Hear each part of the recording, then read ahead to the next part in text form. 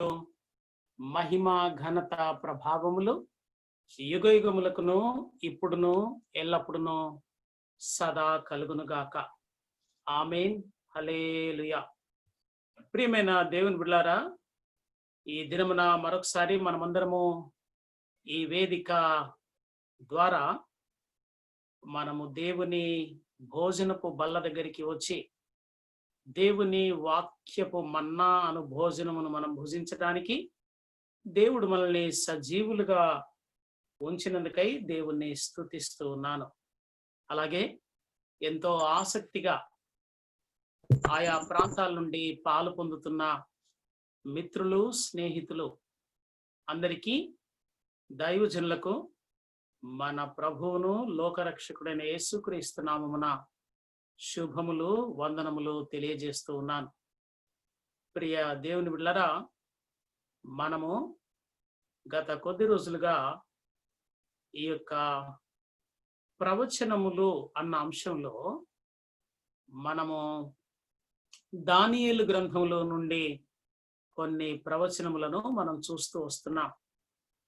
పిల్లరా, అలాగన ఈ దినమున కూడా మరొక ప్రాముఖ్యమైన, ప్రపంచ మేధావులందరూ కూడా కాస్త దాన్ని ధ్యానించడానికి ఇబ్బంది పడుతూ ఉన్న క్లిష్టతరమైన ఒక ప్రవచనము దానియేలు గ్రంథంలో ఉంది. దాన్ని వ్యాఖ్యానించడానికి చాలా మంది మేధావులు సైతం తడబడుతున్నారు. అయితే నేను దాన్ని పరిశోధించి దాని విషయంలో ఒక సత్యంలోనికి వచ్చిన తర్వాత దాన్ని సులభంగా ఎదుటి వ్యక్తికి అర్థం చేయించాలనే ధోరణిలో చాలా సింప్లిఫై చేసి అర్థం చేయించే ప్రయత్నం చేస్తున్నాను. ఈరోజు మనం ధ్యానం చేసే ఈ ప్రవచనం, ఈ దర్శనం చాలా ప్రాముఖ్యమైనది. అది అక్కడ బబులోను సామ్రాజ్యము మొదలుకొని ప్రపంచంలో చిట్ట చివరి సామ్రాజ్యం, మానవ ప్రభుత్వము వరకు కూడా అది లెక్క చెబుతుందన్నమాట. సో ఆ ప్రవచనాన్ని మనం తెలుసుకోవడం, అర్థం చేసుకోవడం చాలా ప్రాముఖ్యం. దాని ప్రకారంగా మనము క్రీస్తు విరోధి అన్న ఆయన ఎలా వస్తాడు, ఎప్పుడు వస్తాడు, ఆయన రాకడకు మనకున్న ప్రవచనాలేంటి, అవన్నీ కూడా మనకు తెలుస్తాయి. ఈ రోజున మనము దానియేలు గ్రంథంలో నుండి 9వ అధ్యాయంలో 24 నుండి 26 వచనముల వరకు మనము ధ్యానం చేద్దాం. అక్కడ ఉన్న ప్రవచనము మనము ఈరోజు చూడబోతున్నాం. సో ఈ యొక్క దానియేలు 9వ అధ్యాయంలో వాస్తవానికి దానియేలు ఇర్మియా గ్రంథాన్ని చదివి 70 సంవత్సరముల తర్వాత ప్రవచనము వారి చెర ముగుస్తుంది అన్న విషయాన్ని ఇర్మియా ద్వారా తెలుసుకున్నాడు. అరే, 70 సంవత్సరాలు అయిపోయింది కదా, ఇక మా ప్రజలకు విడుదల కావాలి కదా అంటూ దేవుని సన్నిధికి వెళ్ళాడు. ఆ విడుదల కొరకై ప్రార్థన చేస్తున్నాడు. ఇర్మియా ద్వారా చెప్పిన సమయము ముగిసింది కదా దేవా, మరి మేము చేసిన పాపాన్ని ఒప్పుకుంటున్నాం, మా పితరులు చేసిన పాపాన్ని ఒప్పుకుంటున్నాను అంటూ ఈ యూదుల చెర నుండి విడుదల కొరకు ఆయన ప్రార్థన చేస్తుంటే పరలోకము నుండి గాబ్రియేలు దిగి వచ్చాడు. గాబ్రియేలు దిగొచ్చి ఆయనకు ఒక దర్శనమును చూపిస్తూ ఉన్నాడు. ఆ దర్శనములో చెబుతూ ఉన్నాడు, ఈ 70 సంవత్సరాలు అయిపోయాయి, యూదులు వెళ్తారు. ఈ విషయం కంటే మరింత ప్రాముఖ్యమైనది తిరుగుబాటును మాన్పుటకును, పాపమును నివారణ చేయుటకును, దోషమునకు ప్రాయశ్చిత్తం చేయుటకును, యుగాంతం వరకుండే నీతిని బయలుపరచుటకును, దర్శనమును ప్రవచనమును ముద్రించుటకును, అతి పరిశుద్ధ స్థలమును అభిషేకించుటకును, నీ జనమునకును పరిశుద్ధ పట్టణమునకును 70 సంవత్సరములు 70 వారములు నియమించబడ్డాయి అని చెప్పాడనమాట. గమనిస్తున్నారా? ఈ ప్రవచనము చాలా పెద్ద ఇయర్స్ ఇన్వాల్వ్ అయిన ప్రవచనం. దాని కొరకై గాబ్రియల్ చెబుతూ ఉన్నాడు 24వ వచనంలో, 9వ అధ్యాయంలో ఉన్నాము దానియేలు గ్రంథంలో. 24వ వచనంలో చెబుతున్నాడు, మొట్టమొదటిగా తిరుగుబాటును మాన్పుటకు 70 సంవత్సరములు నియమించబడ్డాయి. పాపమును నివారణ చేయుటకు 70 వారములు నియమించబడ్డాయి. దోషమునకు ప్రాయశ్చిత్తము చేయుటకు 70 వారములు నియమించబడ్డాయి. యుగాంతం వరకుండే నీతిని బయలుపరచుటకు 70 వారములు నియమించబడ్డాయి. దర్శనమును ప్రవచనమును ముద్రించుటకు, అంటే అవి నెరవేర్చి God wanted to seal them.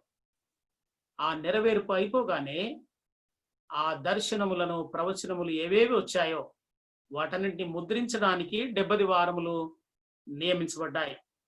అతి పరిశుద్ధ స్థలమును అభిషేకించుటకు సొలొమోను నిర్మించిన దేవాలయము, ఆ మాటకొస్తే నిర్గమకాండం 25వ అధ్యాయం నుండి రూపుదిద్దబడిన ప్రత్యక్ష గుడారములో అతి పరిశుద్ధ స్థలము అన్నది ఉంది.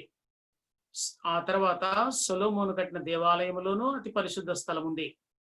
దాని తర్వాత జెరుబ్బాబెలు కట్టిన దేవాలయంలోనూ అతి పరిశుద్ధ స్థలం ఉంది. ఆ తర్వాత హేరోదు శృంగారము అను దేవాలయం పేరున కట్టించగా అందులో అతి పరిశుద్ధ స్థలము ఉన్నది. కానీ ఆ అతి పరిశుద్ధ స్థలములో వ్యాపారపు ఇల్లుగా మారింది. నా తండ్రి ఇంటిని వ్యాపార గృహంగా మారుస్తారా అంటూ యేసుక్రీస్తు ప్రభు అత్యాగ్రహముతో ఆయన నుండి ఆ బల్లలన్నీ త్రోసివేసి పావురములను విసిరివేసి అలాగున ఉగ్ర రూపము దాల్చాడు. ఎందుకని? దేవుని ఇంటిని, దేవుని మందిరము హేరోదు ద్వారా ఏమైంది అంటే అది వ్యాపారపు గృహంగా మారింది.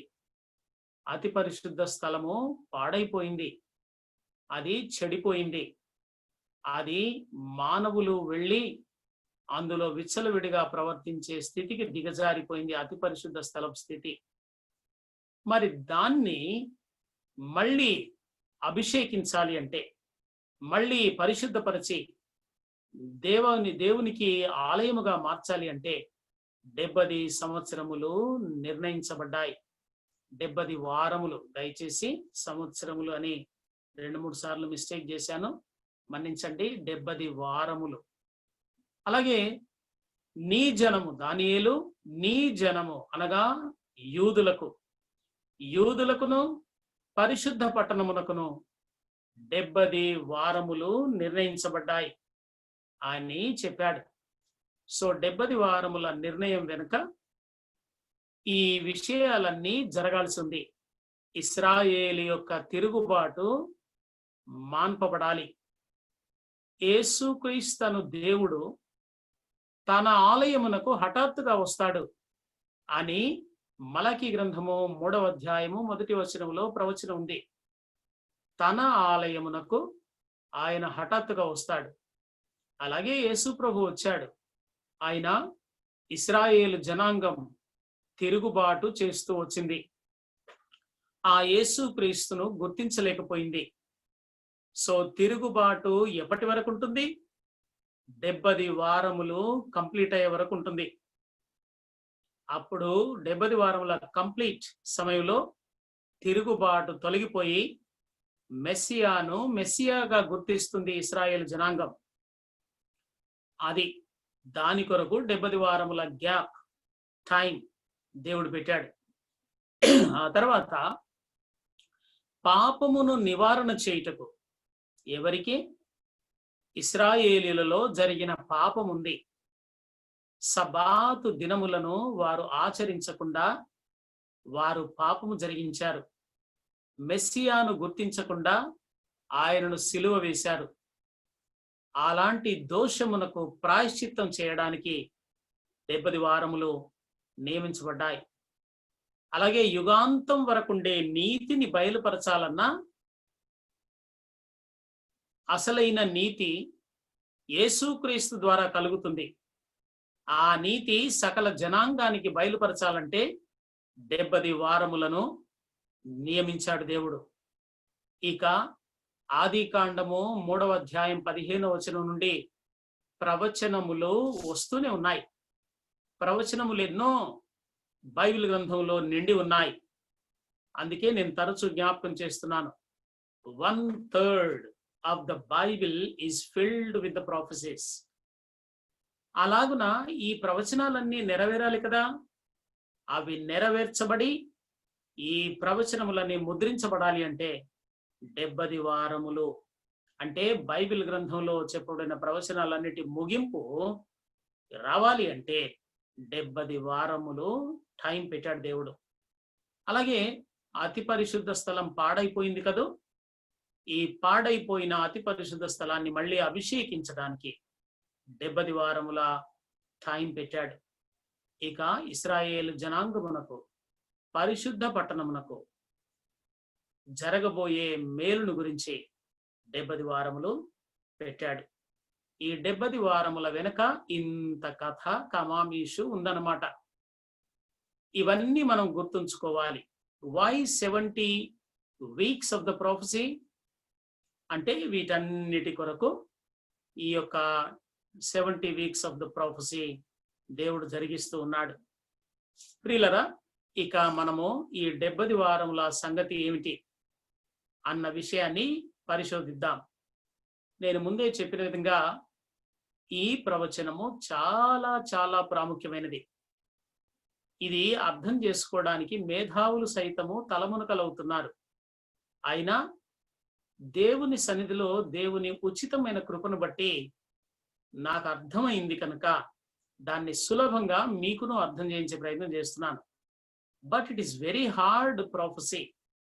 Even the scholars still they have been confused to comment on this ప్రొఫెసీ.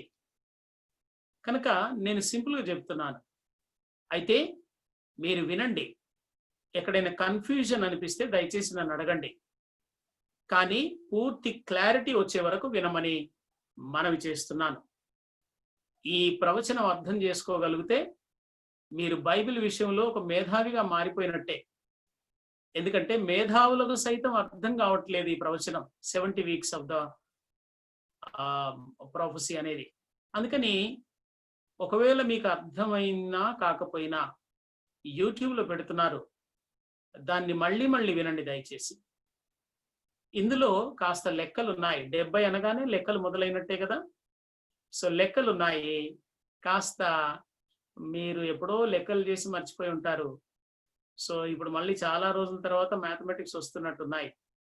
కొంచెం ఓపికగా టెన్షన్ పడకుండా వింటూ ఉంటే నేను సాధ్యమైనంత మటుకు స్లైడ్ పైననే ఆ లెక్క కూడా చేసి మీకు అర్థం చేయించే ప్రయత్నం చేస్తున్నాను. అయినా కొంచెం ఏదైనా కన్ఫ్యూజన్ రాకుండా చూసుకోండి దయచేసి. మనము అసలు వారము 70 వారములు అని ప్రవచన భాషలో చెప్పినప్పుడు ప్రవచన భాషలో వారము అంటే ఏమిటి అనే దాన్ని మనము తెలుసుకుంటాం ఈరోజు. ఇక 70 వారములు ఎందుకు పెట్టాడు, ఆ టైంలో ఏం జరిగిస్తూ ఉన్నాడు దేవుడు అనే దాన్ని తెలుసుకుంటాం.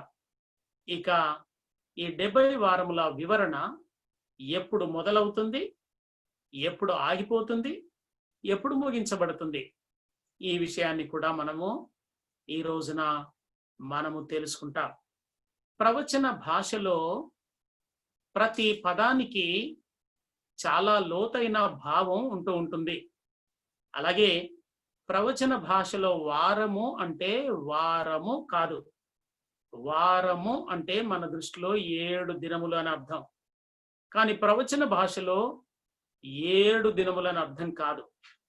మనము ఆదికాండము 29వ అధ్యాయం 27వ వచనాన్ని చూద్దాం. మీ బైబిల్ ఉంటే చూడండి. చాలా మంది చూడరని నాకెందుకో తోచి ఇక్కడే స్లైడ్ మీదే చూపిస్తే తప్పనిసరిగా దాని మీద దృష్టి పెడతారనే ఉద్దేశంతో కొన్ని వచనాలు నేనే స్లైడ్ పైన పెడుతున్నాను. అంటే చూడండి అంటున్నాను, కానీ ఎంతమంది చూస్తున్నారో ఎంతమంది చూడట్లేదో నాకు అర్థం కావట్లేదు. కాబట్టి ఇక వచనాన్ని కూడా ఇక్కడే పెడుతున్నాను. బైబిల్ అయినా చూడండి, ఇక్కడైనా చూడండి.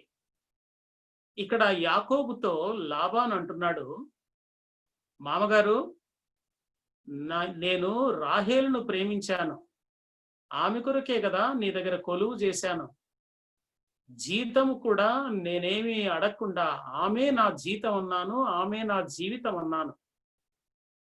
మరి నీవు ఫస్ట్ నైట్ కి లేయాను పంపించి నన్ను మోసం చేశావు మామయ్య అన్నాడు. అప్పుడు లాబాన్ అంటున్న మాట ఇది. ఆది కాండము 29వ అధ్యాయము 27వ వచనం. అలాగా అల్లుడు, అయితే ఈమె యొక్క అనగా లేయా యొక్క వారము సంపూర్ణము చేయము. లేయా యొక్క వారము సంపూర్ణము చేయము. దాని ఎక్స్ప్లెనేషన్ ఇస్తూ సెమికోలన్ పెట్టారు అక్కడ బైబిల్లో కూడా. సెమికోలన్ అంటే అర్థం ఏంటి అంటే ఆ సెంటెన్స్ యొక్క వివరణ ఇంకా ఉన్నది అని అర్థం. సెమికోలన్ ఎక్కడ పెట్టినా, ఫుల్ స్టాప్ పెడితే ఇక సెంటెన్స్ యొక్క మీనింగ్ అక్కడితో అయిపోయింది అని అర్థం. కానీ పైన ఫుల్ స్టాప్ ఉండి కింద కామా ఉందనుకోండి, దాని వివరణ నెక్స్ట్ ఇవ్వబోతున్నారు అన్నమాట. అలాగే ఇది బైబిల్లోనే కాదు, మామూలుగా లాంగ్వేజ్ యొక్క సిస్టమ్ అది.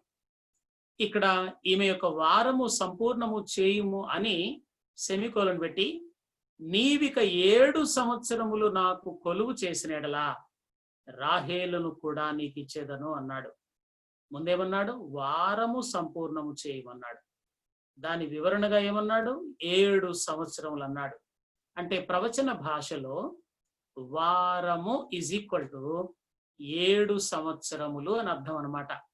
అంటే ప్రవచనాత్మకమైన భాషలో ఒక దినము ఈజ్ ఈక్వల్ టు 1 సంవత్సరము, వారము ఈజ్ ఈక్వల్ టు 7 సంవత్సరములు. ఏమండి, ప్రవచనాన్ని మనం అర్థం చేసుకోవాలంటే వాడిన పదానికి అర్థం ఏంటో అర్థం కావాలి మనకు. కాబట్టి ఆది కాండము అన్నిటి యొక్క ప్రారంభాల గ్రంథం కనుక ఆది కాండంలో ఈ యొక్క లాబాను ద్వారా యాకోబుకు చెబుతూ మనకు వారము అంటే అర్థం ఏమిటో ఇస్తున్నాడు దేవుడు ఇక్కడ. సో వారము అనగానే ప్రవచన భాషలో మీరు 7 సంవత్సరములు అని మనసులోనికి రానివ్వండి దయచేసి. And moreover, it is not 365 days of year. Gregorian calendar అనే రోమన్ వ్యక్తి గ్రిగోరియన్ తయారు చేసిన క్యాలెండర్ను మనం ఇప్పుడు పాటిస్తూ ఉన్నాం. ఆ గ్రిగోరియన్ క్యాలెండర్ ప్రకారము ఈ యొక్క సంవత్సరమునకు 365 దినములు ఉంటాయి. కానీ ఇస్రాయేలు క్యాలెండర్ ప్రకారం, మనం బైబిల్ గ్రంథము ఇస్రాయేలీలతో సంబంధము కలిగిన విధానముతోనే ఆలోచన చేయాలి. ఇస్రాయేలీల సంవత్సరము అది లూనార్ ఇయర్ అంటారనమాట, చాంద్ర మాసము అంటారు. ఈ చాంద్ర మాసము ప్రకారము సంవత్సరానికి 360 దినములే ఉంటాయి. అంటే నెలకు 30 రోజులే. 31 రోజు అంటూ ఉండదు, 28 రోజులు అంటూ ఉండవు. 360 days, 12 divided by 360, అప్పుడు మనకు 30 రోజులు వస్తుంది. అలాగున 30 రోజులకు ఒక నెల ఇస్రాయేలు క్యాలెండర్. బైబిల్ గ్రంథంలో మనము ఈ యొక్క లెక్కలు వేయాల్సి వచ్చిన ప్రవచనాలు చూడాల్సి వస్తే మనము గ్రిగోరియన్ క్యాలెండర్ ప్రకారముగా లెక్కలు వేయొద్దు. ఇస్రాయేలీల క్యాలెండర్ ప్రకారంగా సంవత్సరమునకు 360 దినములను లెక్క పెట్టుకొని ఆ లెక్కతో ఎన్ని సంవత్సరాలు, ఎన్ని వారాలు, ఎన్ని ఏండ్లు క్యాలిక్యులేట్ చేసుకోవాలన్నమాట. ఇది కూడా మీరు దయచేసి మీ మనసులో ఉండనివ్వండి. ప్రవచన భాషలో వారము అంటే 7 సంవత్సరములు. సంవత్సరానికి ప్రవచన లెక్క ప్రకారం సంవత్సరానికి 360 దినములే ఉంటాయి. 365 మర్చిపోవాలి. బైబిల్ గ్రంథంలోని లెక్కలు మనం లెక్కలు వేస్తున్నప్పుడు 365 days అన్నది మర్చిపోవాలి మనం. లేకపోతే మనం తప్పటడుగు వేసి తప్పులోనికి వెళ్తాం. సో ఈ వచనం ప్రకారం మనకి ఏమర్థం అవుతుంది? వారము అంటే 7 సంవత్సరములు అని అర్థం అవుతుంది అనమాట. అంటే ఒక దినం అంటే 1 సంవత్సరము అని అర్థం వస్తుంది అనమాట. ఇక అలాగున లేవియ కాండం 25వ అధ్యాయం 8వ వచనం దగ్గరికి వద్దాం. లేవియ కాండము 25వ అధ్యాయము 8వ వచనం. అక్కడ ఇలాగుంది, 7 విశ్రాంతి సంవత్సరములను 7 ఏండ్లు గల సంవత్సరములను లెక్కింపవలెను. ఆ 7 విశ్రాంతి సంవత్సరముల కాలము ఈజ్ ఈక్వల్ టు 49 సంవత్సరములగును అన్నాడు. సో 7 విశ్రాంతి సంవత్సరములు ఎంత అవుతాయట? 49 సంవత్సరములు. దానినే ద ఇయర్ ఆఫ్ జూబిలీ అన్నారన్నమాట. జూబిలీ సంవత్సరం 7 ఏళ్ళు 49 అనగా 49 సంవత్సరములకు జూబిలీ అనగా సునాదము అని అర్థం. సునాదము అనేది ఎందుకు వస్తుందో తెలుసా? ఈ లేవియ కాండం ప్రకారము ఒక వ్యక్తిని ఇశ్రాయేలీయులు ఎవరైనా బానిసగా కొనుక్కున్నారనుకోండి, ఈయన ఎప్పటి వరకు బానిసగా ఉండాలి అంటే 49 సంవత్సరముల వరకు బానిసగా ఉండాలి. 49 సంవత్సరాల తర్వాత ఏమవుతుంది? అతనికి స్వేచ్ఛ వస్తుంది. అతను ఉంటే ఈ యజమానుడి దగ్గర దాసుడుగానే కొనసాగొచ్చు తన ఇష్టాన్ని బట్టి, లేదా 49వ సంవత్సరంతో తనకు విడుదల దొరుకుతుంది. ఎవరు కూడా అతన్ని మళ్ళీ నువ్వు నాకు దాసుడవు, నిన్ను డబ్బులిచ్చి కొనుక్కున్నాను అంటూ ఆపడానికి వీలు లేదనమాట. అలాగున మనకు 26 జనవరి నాడు, 15th ఆగస్ట్ నాడు కొంతమంది నేరస్తులను జైల్లో నుండి విడుదల చేస్తారు చూసారా? అలాగనమాట. వీళ్ళు కూడా బానిసలు, వాళ్లకు స్వేచ్ఛ ఉంది. 49 సంవత్సరాలు పనిచేసిన తర్వాత ఇక అతన్ని బంధించడానికి వీల్లేదు యజమానునికి. అతని ఇష్టం అన్నమాట. అతను సొంతగా వెళ్ళి ఏదైనా పని చేసుకోవాలంటే చేసుకోవచ్చు. ఈ యజమానుడి దగ్గరే దాసుడిగా ఉంటానని నిర్ణయించుకుంటే ఉండొచ్చు. సో అతను విడుదల దొరికే సంవత్సరము సునాదముతో ఉండే సంవత్సరం కనుక ద ఇయర్ ఆఫ్ జూబిలీ అన్నారనమాట. ఇక ఈ యొక్క 70 వారములు ఎందుకు దేవుడు పెట్టాడు? ఏమండి, ప్రవచనంలో వారం అంటే ఏమర్థమైంది మనకు? 7 సంవత్సరములు అర్థమైంది. రెండవదిగా 70 వారములు ఎందుకు పెట్టాడు దేవుడు అంటే, విశ్రాంతి దినములను దేశము అనుభవించే వరకు ఇది సంభవించెను. దేశము పాడుగానున్న 70 సంవత్సరముల కాలము అది విశ్రాంతి దినములను అనుభవించనున్నాడు. చూడండి, ఇశ్రాయేళ్లను, యూదులను, ఇటు బబులోను వారు, అటు అస్సీరియన్స్ ఇద్దరూ చెరపట్టుకొని పోయారు. ఎన్ని సంవత్సరాల కొరకు? బ్రదర్ ఒక్క question. 50th year jubilee year of జూబ్లీయా లేకపోతే అదే 49 ముగించిన తర్వాత 49 ఎండ్ అవుతుంది కదండి. అంటే అతను 50th ఇయర్ బిగినింగ్ లో ఉన్నట్టే కదా. ఓకే, అది year of Jubilee. Year of Jubilee అవుతుంది. 49 ముగించాలి. 49 ముగించాలి ఇతని దగ్గరే, ఈ యజమానుడి దగ్గరే. 49 ముగించబడిన 360వ దినముతో ఇతని బానిసత్వం ముగుస్తుంది. నెక్స్ట్ డే ఇక అతను స్వేచ్ఛాపరుడు అనమాట. Okay, thank you. రైట్ అండి. ఇక ఈ యూదులను, ఇశ్రాయేలును ఎందుకు 70 సంవత్సరాలు వాళ్ళ దగ్గర బానిసలుగా పంపాడు అంటే, వీళ్ళు విశ్రాంతి దినమును ఆచరించలేదు కాబట్టి ఈ యొక్క 7 విశ్రాంతి దినములు లేక 70 సంవత్సరముల పాటు ఈ దేశము అది విశ్రాంతి దినములు అనుభవించాలంటే మీరు వెళ్ళిపోవాలి, మీరు బానిసలుగా ఈ దేశాన్ని వదిలి వెళ్ళిపోవాలని దేవుడు చెబుతున్నాడు అనమాట. ఇక ఇప్పుడు మనము 70 వారముల విభజనలోనికి వస్తున్నాం. ఏమండి, కొంచెం లెక్కలు వస్తున్నాయి, జాగ్రత్తగా సింపుల్ గానే ఉంది, ఏకాగ్రత పెడితే అర్థమవుతుంది అంతే. చాలా సింప్లిఫై చేసి చెప్తున్నాను. కాస్త ఏకాగ్రత మిస్ అయితే వారం ఏంటి, సంవత్సరం ఏంటి అని కన్ఫ్యూజన్ మొదలవుతుంది. సో వారము అని వచ్చినప్పుడల్లా అది 7 సంవత్సరాలు గుర్తుపెట్టుకోవాలి. 70 వారములు ఇంటూ 7 సంవత్సరములు అనమాట. అట్లా దాని వివరణ ఇస్తాను. మీరు మళ్ళీ లెక్కల్లోకి వెళ్తే కన్ఫ్యూజ్ అవుతారు. అవసరం లేని లెక్కలు ఇప్పుడు చెప్పొద్దు, అవసరమైనవి చెప్పాలి. 70 వారములను ఈ దానియేలు గ్రంథం 9వ అధ్యాయం 24 నుండి 26 వరకు ఈ 3 వచనాల్లో 70 వారములను 3 భాగాలుగా డివైడ్ చేశాడు. దేవుడే దర్శనంలో డివైడ్ చేశాడు. మొట్టమొదటిది 1 వారమునకు సంబంధించింది. అంటే 7 వారములు, ఏమండి క్షమించాలి, 1 వారం కాదు, మొదటిది 7 వారములకు సంబంధించింది. మొదటిది 7 వారములు అంటే 49 సంవత్సరములు.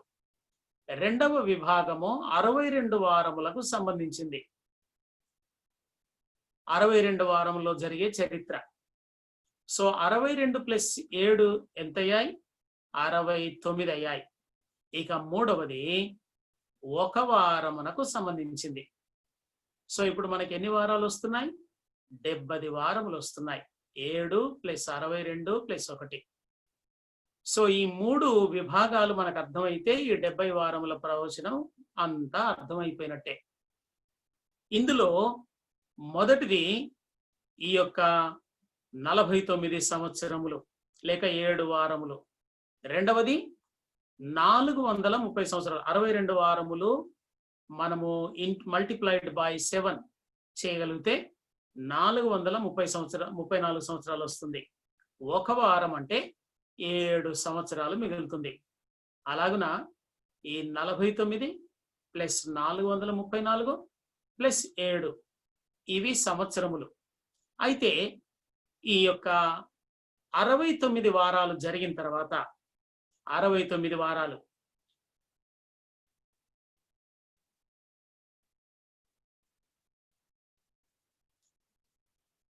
ఓకే 69 వారాలు జరిగిన తర్వాత ప్రవచన కాలము గ్యాప్ తీసుకుంది. అంటే ఆగిపోయిందనమాట. 69 దగ్గర ఆగిపోయి తర్వాత ఆ చివరి వారము జరగడానికి మధ్యలో అన్యజనుల కాలము ప్రారంభమవుతుంది. 69 ముగింపుతో అన్యజనుల కాలము ప్రారంభమవుతుంది.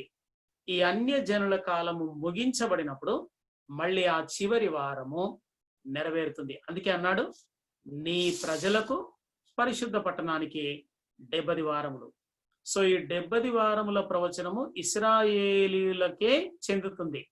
కానీ మధ్యలో 69 ముగించిన తర్వాత అన్యజనులముగా మనమున్నాం. సో మన కాలము ఇప్పుడు కంటిన్యూ అవుతుంది. ఇక చివరి వారం ఒకటి మిగిలి ఉంది. ఆ చివరి వారముతో ఈ ప్రపంచ చరిత్ర ముగుస్తుందన్నమాట. రైట్. ఇప్పుడు మొదటి 49 సంవత్సరాల లెక్క తీసుకుంటే మనకు 434 ప్లస్ ఈ మొదటి 49 సంవత్సరాలు కలిస్తే 483 సంవత్సరాలకు ప్రవచనము ఆగిపోతుంది. కాలములో ప్రవచనం ఆగిపోతుంది. మళ్ళీ చివరి వారము ప్రారంభమైనప్పుడు ప్రవచనం మళ్ళీ కంటిన్యూ అవుతుంది అనమాట. సో అప్పుడు 483 ఇవి యొక్క 7 కలుస్తాయి. అలాగున ఈ ప్రవచన కాలం అంతా కలిసి మనకు 490 సంవత్సరాలు వస్తుంది. యూదుల పక్షంగా, యూదులకు కాలమానంగా. కానీ మర్చిపోవద్దు, 69 తర్వాత ఈ చివరి వారము ప్రారంభానికి ముందు అన్యజనుల కాలం అనే గ్యాప్ తీసుకుందనమాట. మీకు తెలుసా, బైబిల్ గ్రంథంలో కొన్ని గ్యాప్ థియరీస్ ఉన్నాయి. మొట్టమొదటిది ఆది కాండంలో 1వ అధ్యాయం 1వ వచనానికి 1వ అధ్యాయం 2వ వచనానికి మధ్యలో చాలా సంవత్సరాల గ్యాప్ వచ్చింది అని మనం అర్థం చేసుకోవాలి. ఎందుకంటే 1వ వచనం ఏం చెబుతుందంటే, ఆదియందు దేవుడు భూమి ఆకాశములను సృజించనని చెబుతుంది. ఇమీడియట్ గా 2వ వచనం ఏం చెప్తుందంటే, భూమి నిరాకారముగాను శూన్యముగాను ఉండెను అని తెలుగులో తర్జుమా చేశారు. అది తప్పు. భూమి నిరాకారముగాను శూన్యముగాను ఆయను అని ఉంటుంది హెబ్రీ భాషలో. సో భూమి నిరాకారముగా శూన్యముగా అయ్యిందా? ఎందుకయింది? Something took place in between first words and second words.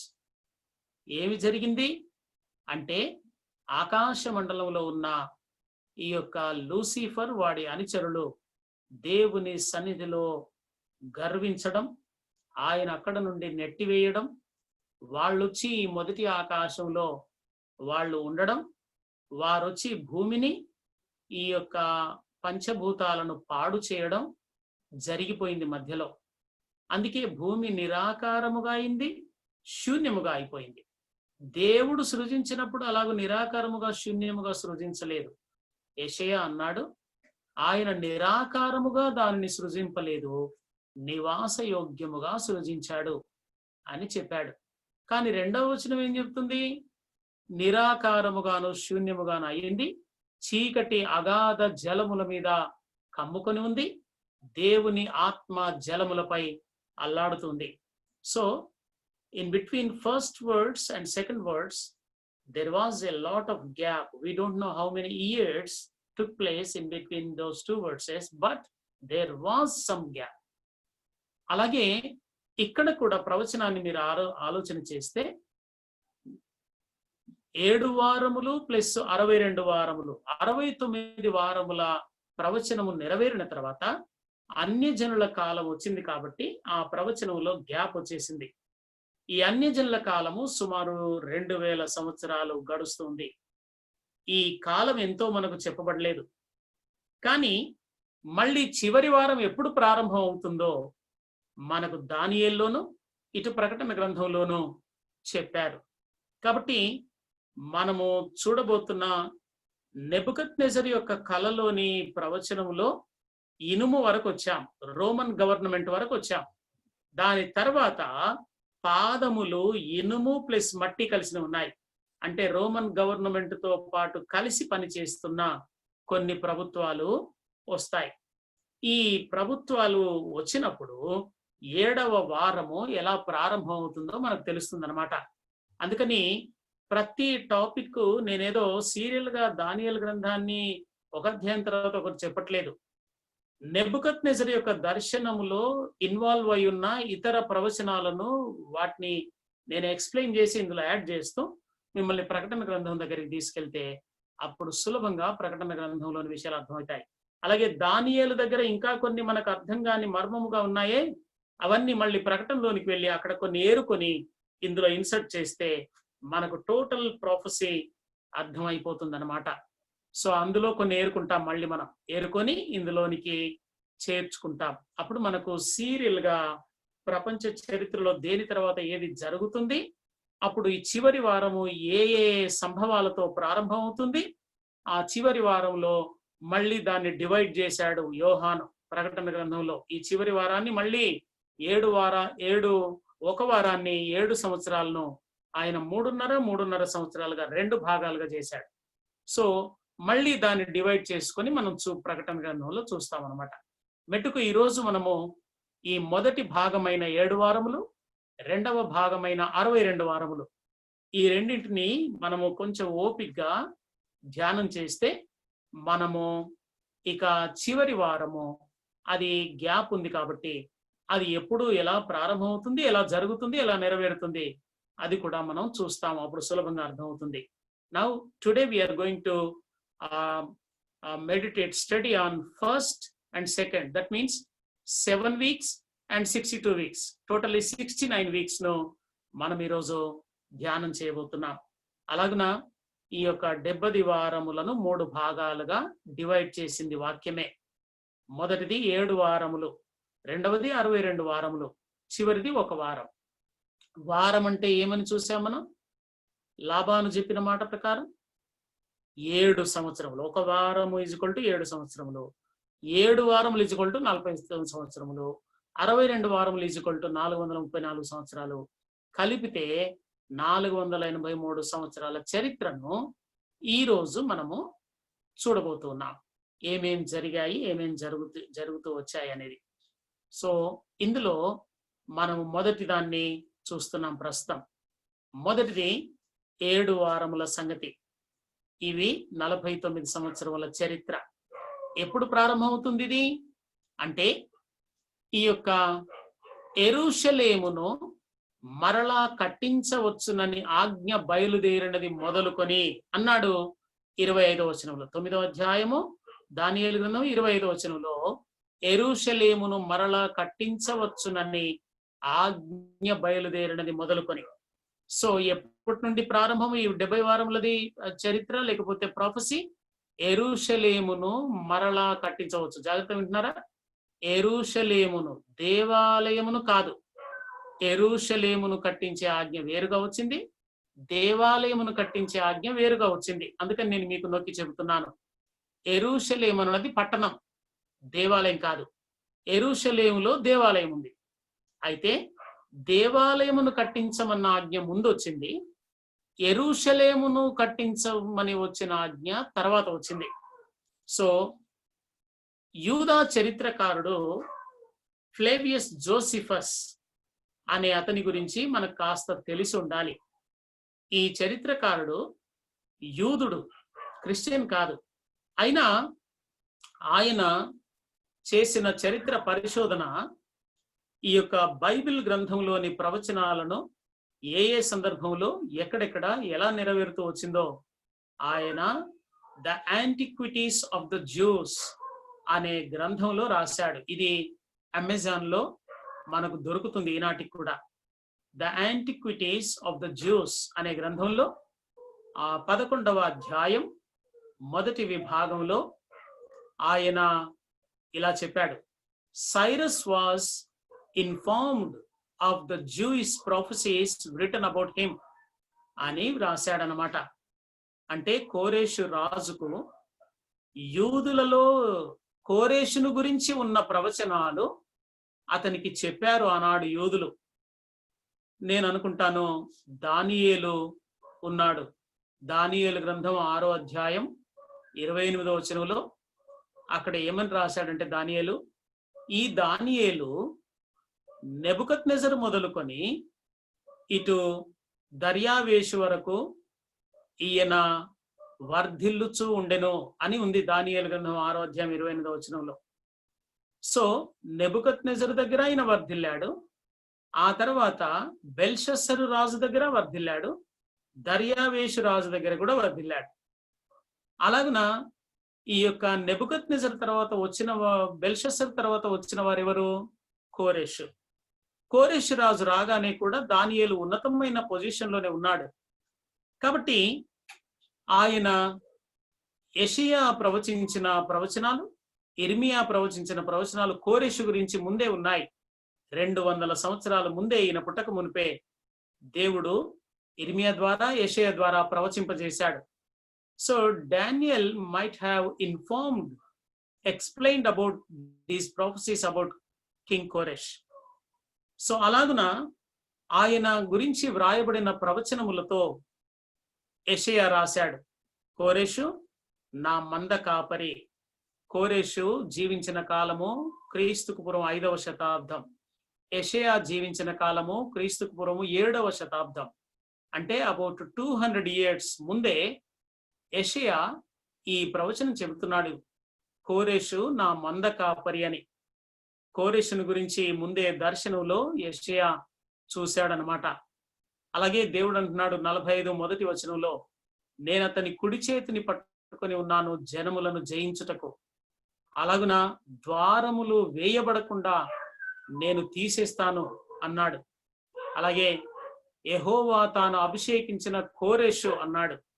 So దేవుడు ఈ కోరెషును అభిషేకించాడట. సో ఇలాంటి ప్రవచనాలన్నీ యెషయా ద్వారా వ్రాయబడి ఉన్నాయి కోరెషు గురించి.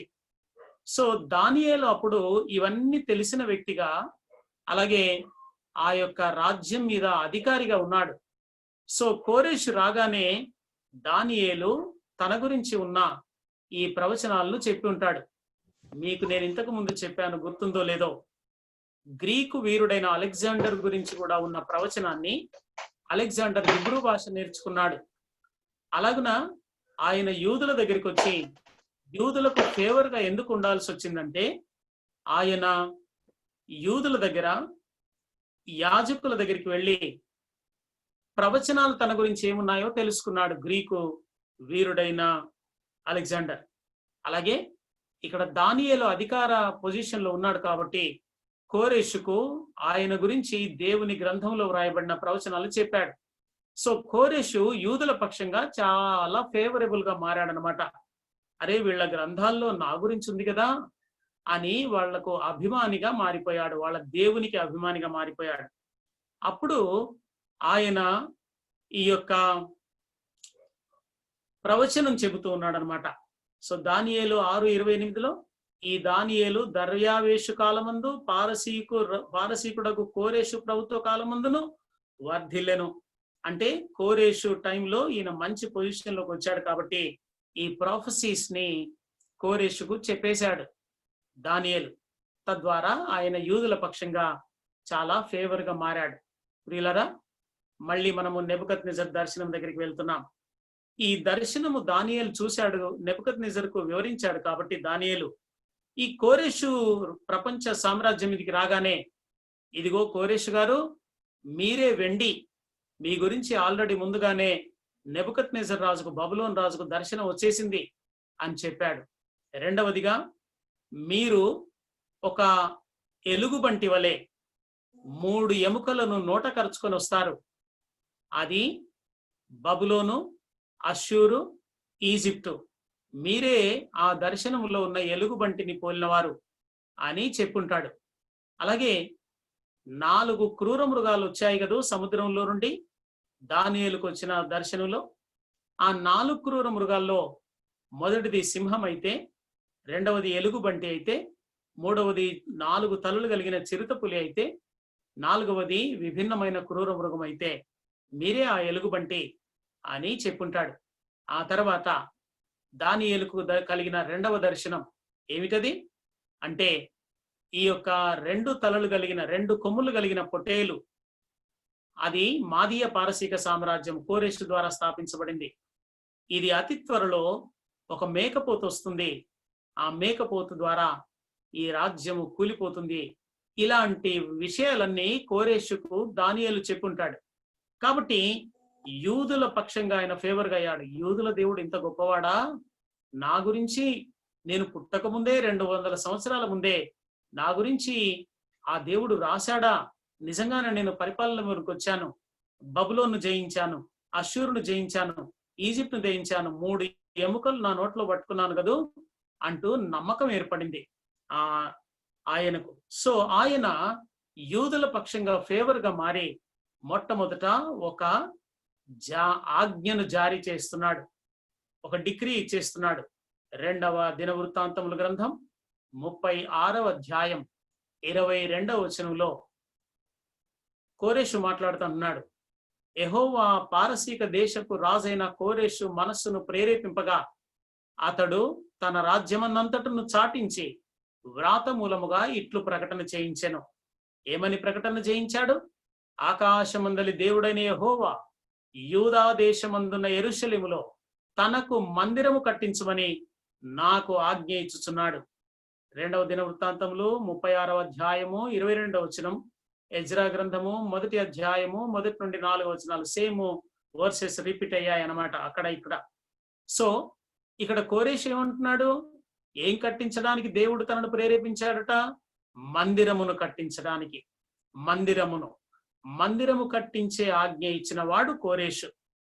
అలాగున నెహెమ్యా అహష్వేరోషు దగ్గర మనవి చేసుకుంటున్నాడు. నెహెమ్యా గ్రంథం 2వ అధ్యాయం 5వ వచనంలో, నా పితరుల సమాధులుండు పట్టణము తిరిగి కట్టునట్లుగా నన్ను యూదా దేశమునకు పంపుడని మనవి చేసి తిని. ఇక్కడ మీరు గమనిస్తున్నారా? నెహెమ్యా అహష్వేరోషు రాజు దగ్గర మనవి చేస్తుంది దేని గురించి? దేవాలయము గురించా, పట్టణము గురించా? పట్టణము గురించి. కోరెషు ఇచ్చిన ఆజ్ఞ దేని గురించి? దేవుని మందిరమును కట్టించమని. చూస్తున్నారా? 2 డిఫరెంట్ డిక్రీస్ వర్ దేర్. ఇక్కడ చాలా మంది ప్రవచనవేత్తలు కన్ఫ్యూజ్ అయిపోయారు. ఈ యొక్క కోరెషు ఇచ్చిందే ఈ యొక్క దానియేలులో చెప్పబడిన డిక్రీ అనుకున్నారు. అక్కడే పొరపాటు చేయడంతో క్యాలిక్యులేషన్ లో, ఇయర్స్ క్యాలిక్యులేషన్ చేయడంలో తప్పటడుగు వేశారనమాట. ఇక్కడ మనము నొక్కి చెబుతున్న, గుర్తుంచుకోవాల్సిన మాటలు, కోరెషు ద్వారా దేవుడు మందిరమును కట్టించడానికి ప్రేరేపించాడు, ఆజ్ఞ ఇచ్చాడు, డిక్రీ ఇచ్చాడు.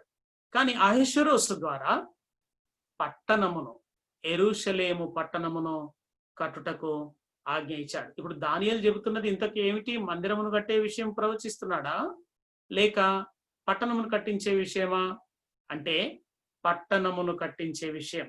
గమనించాలి ఇప్పుడు మీరు. ఈ యొక్క కోరెషు రాజు ద్వారా దేవాలయము కూల్చబడింది కదూ నెబుకద్నెజర్ ద్వారా. ఈ కూల్చబడిన దేవాలయమును మళ్ళీ కట్టుకోండి మీరెళ్ళి అనే ఆజ్ఞను కోరెషు ఇచ్చాడు. కానీ ఆయన తర్వాత చాలా సంవత్సరాలకు వచ్చిన అహష్వేరోషు రాజు మాత్రం దేవాలయం అప్పటికి అయిపోయింది, కట్టబడడం అయిపోయింది. ఇక మిగిలింది ఏమిటంటే దేవాలయము కాదు, దాని చుట్టూ పట్టణం చుట్టూ ప్రాకారం. ఈ ప్రాకారాన్ని నిర్మాణం కొరకు ఎవరు వేడుకుంటున్నారు? నెహెమ్యా వేడుకుంటున్నాడు. అలాగున కోరెషు రాజు ఇచ్చిన ఆజ్ఞ, డిక్రీ ఏదైతే ఉందో అది దేవాలయమునకు సంబంధించింది. అది మర్చిపోవద్దు మనం. కానీ యెరూషలేమును మరలా కట్టించవచ్చునన్న ఆజ్ఞ బయలుదేరినది మొదలుకొని అన్నాడు దానియేలు. సో యెరూషలేము పట్టణమును కట్టించే ఆజ్ఞ ఎక్కడొచ్చింది? అహష్వేరోషు రాజు ద్వారా వచ్చిందనమాట. సో ఈ అహష్వేరోషు రాజు యొక్క ఆజ్ఞే మనకు లెక్క.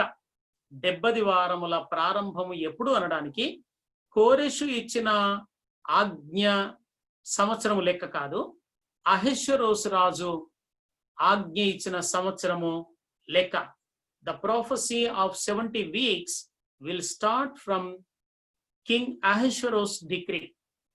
అలాగున ఈ యొక్క ప్రవచనాన్ని మనం అర్థం చేసుకోవాలంటే అది ముందు గమనించాలి. డిక్రీలు ఎన్నో వచ్చాయి, చాలా మంది ఇచ్చారు ఇశ్రాయేళ్ల పక్షంగా, యూదుల పక్షంగా. కానీ ఈ డిక్రీలో యెరూషలేమును కట్టించవచ్చన్న ఆజ్ఞ బయలుదేరిన డిక్రీ మనకు ముఖ్యం. ఎందుకంటే దానియేలు దాన్ని లెక్కలోకి తీసుకున్నాడు. లెక్కలోకి తీసుకుని ఆయన ఏమన్నాడు? యెరూషలేమును మరలా కట్టించవచ్చునని ఆజ్ఞ బయలుదేరినది మొదలుకొని అభిషక్తుడగు మెస్సియా రావాలి, అలాగే 62 వారములలో కందకములన్నీ త్రవ్వబడి ఈ యొక్క పట్టణము మళ్ళీ కట్టబడాలి. ఇది చెప్పాడనమాట. సో మనకు ఈ 70 వారముల ప్రాఫెసీని మనం ఎక్కడి నుండి ఎక్కలోకి తీసుకుంటాం అంటే తప్పనిసరిగా అహష్వేరోషు రాజు డిక్రీ నుండి తీసుకోవాలి తప్ప కోరెషు రాజు డిక్రీ నుండి తీసుకోకూడదు. అలా తీసుకుంటే ఇక మనం ప్రాఫెసీని ప్రాపర్గా క్యాలిక్యులేట్ చేసుకుంటూ వస్తే అది ఎక్కడ నెరవేరాలో అక్కడికి చేరుకోలేం, మనం మధ్యలో డిస్టర్బ్ అయిపోతాం అనమాట. సో దేవాలయ నిర్మాణం డిక్రీ ఇస్ డిఫరెంట్, అలాగే యెరూషలేము పట్టణము కట్టించవచ్చునన్న డిక్రీ ఈజ్ డిఫరెంట్. ఈ రెండు ఆజ్ఞల్లో దానియేలు కన్సిడర్ చేస్తున్నది 70 వారముల కొరకు అహష్వేరోషు రాజు యొక్క డిక్రీ. నేను ఎందుకు దీన్ని రిపీట్ చేస్తున్నానంటే నా ల్యాప్టాప్ లో నెట్ అది తిరుగుతా ఉంది, నేను చూపించాల్సిన పిక్చర్స్ చూపించలేకపోతున్నాను. అందుకని మళ్ళీ మళ్ళీ చెప్తూ ఉన్నాను అంతే. ఏమండి చాలేవయ్యా, అర్థమైంది, దాన్నే తిప్పుతావేంటి మళ్ళీ అంటే ఇక్కడ నా ల్యాప్టాప్ లో తిరుగుతుంది కాబట్టి నేను అదే సబ్జెక్ట్ ని మళ్ళీ తిప్పాల్సి వస్తూ ఉందన్నమాట. ఇది మరి సెల్ ఫోన్ లో నెట్ బాగానే ఉంది, కానీ ల్యాప్టాప్ లో నెట్ ఎందుకో డిస్టర్బ్ చేస్తుంది. నాతో కొంచెం బేర్ చేయండి దయచేసి.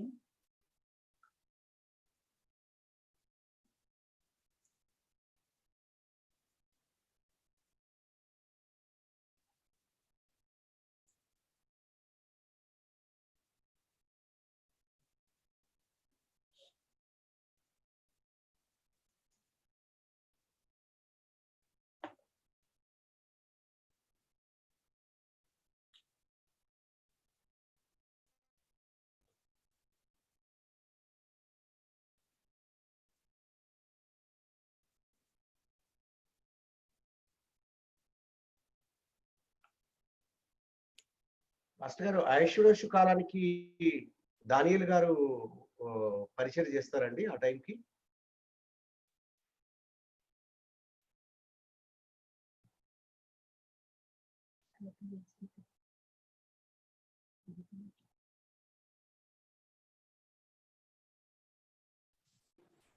వినబడట్లేదు. Your voice is not coming.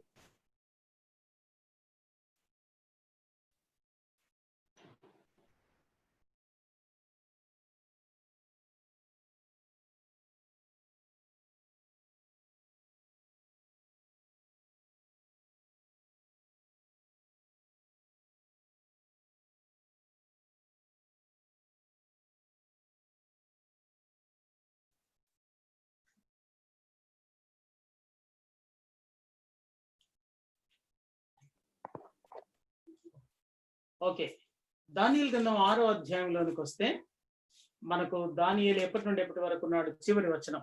దానియేలు గ్రంథం 6వ అధ్యాయము చివరి వచనం. దానియేలు ఎప్పటి నుండి ఎప్పటి వరకు ఉన్నాడు అనేది అక్కడ చెప్తున్నాడు, ఆయనే రాస్తున్నాడు. ఈ దానియేలు దర్యావేషు ప్రభుత్వ కాలమందును పారసీకుడకు కోరేషు ప్రభుత్వ కాలమందును వర్ధిల్లెను. కోరేషు ముందు, దర్యావేషు తర్వాత కదండి.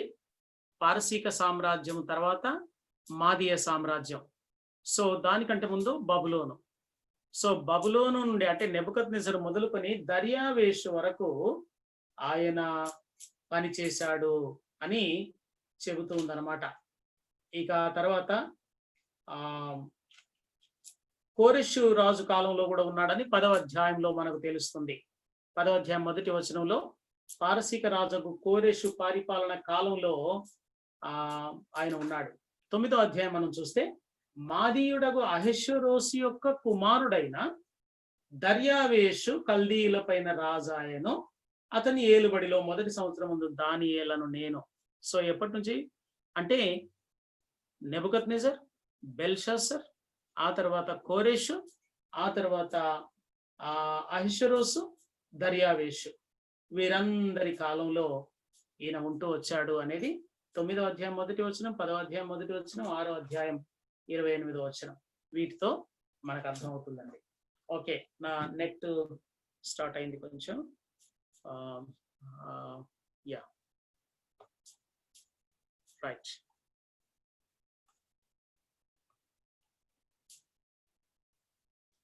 రైట్. సో ఇక్కడ కోరెషు ఇచ్చిన డిగ్రీ దేవాలయమును మళ్ళీ కట్టించమని, అంటే జెరుబ్బాబేలు కట్టించిన దేవాలయం అన్నమాట అది. ఓకే అండి, జెరుబ్బాబేలు ఆ డిగ్రీ పట్టుకొని పోయి అక్కడ మొదలు పెట్టాడు. కానీ అహష్వేరోషు ఇచ్చిన ఆజ్ఞ యెరూషలేము దేవాలయం మధ్యలో ఉంది, చూస్తున్నారా? దేవాలయం మధ్యలో ఉంది, కానీ దాని చుట్టూ ప్రాకారం లేదు. ఈ ప్రాకారములు కట్టడానికి అహష్వేరోషు పర్మిషన్ ఇచ్చాడు. సో ఇప్పుడు దానియేలు కోట్ చేస్తున్నది కోరెషునా అహష్వేరోషునా అంటే అహష్వేరోషు.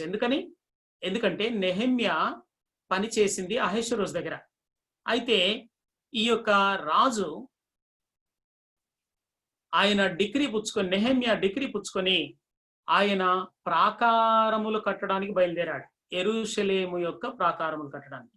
సో దానియేలు ఈ ఇద్దరిలో ఏది తీసుకుంటున్నాడు 70 వారముల ప్రవచనానికి అంటే ఆయన ఈ యొక్క అహష్వేరోషు తీసుకుంటున్నాడు అనమాట. మళ్ళీ నెట్ ఇబ్బంది పెడుతుంది, టైం వేస్ట్ కాకుండా నేను కంటిన్యూ చేస్తుంటానండి. ఈ 70 వారముల ప్రారంభం మనకు దొరికింది ఇప్పుడు. ఏమని అంటే మనకు 70 వారములు యెరూషలేమును మరలా కట్టించవచ్చన్న ఆజ్ఞతో ప్రారంభం అవుతుంది అన్న విషయం మనము నేర్చుకున్నాం. ఇక తర్వాత అప్పటి నుండి 49 సంవత్సరాలు పట్టింది ఈ యొక్క ప్రాకారం నిర్మించడానికి. ఎందుకో తెలుసా? ఈ నెహెమ్యా వచ్చి ప్రారంభం చేసిన తర్వాత సన్బల్లటు అతని అనుచరులు వాళ్ళందరూ కూడా వచ్చి ఆపేశారు. మధ్యలో ఆపేసిన తర్వాత సుమారు 10 సంవత్సరాలు ఈ కట్టడం కొనసాగలేదు, డిస్టర్బ్ అయిపోయింది వర్క్.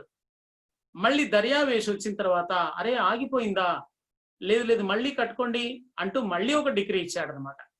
సో అలాగున ఈ యొక్క ఆ దేవాలయము జరిగిపోయింది, కట్టడం అయిపోయింది. కానీ ప్రాకారం దగ్గర it took about 49 years. That means 7 weeks, 7 వారముల కాలము పట్టింది దేవాలయమును ప్రాకారపు గోడలను ముగించడానికి 49 సంవత్సరములు పట్టింది. ఇక తర్వాత ఈ యొక్క అహష్వేరోషు రాజు యొక్క ఆజ్ఞ నుండి మనం లెక్కలోకి తీసుకుంటున్నామండి.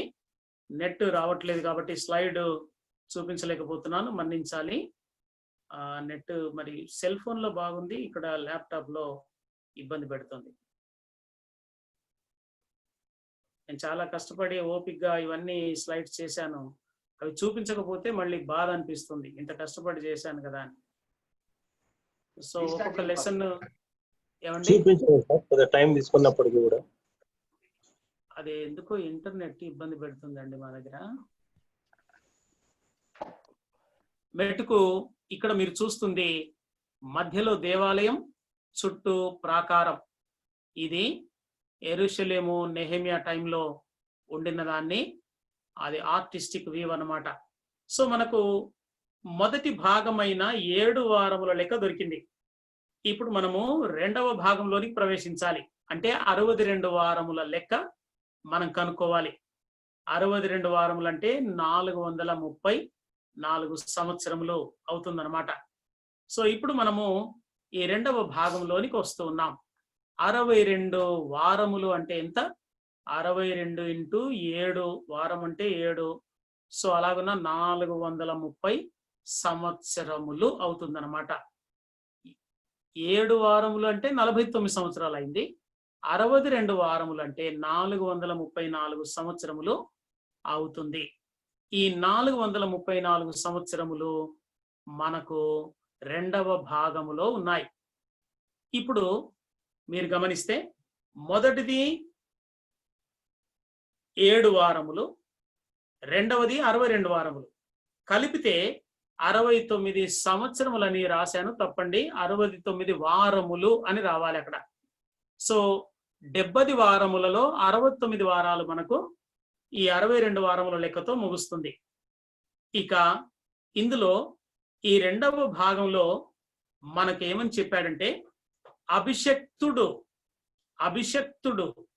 వచ్చు వరకు 62 వారములు పడుతుంది.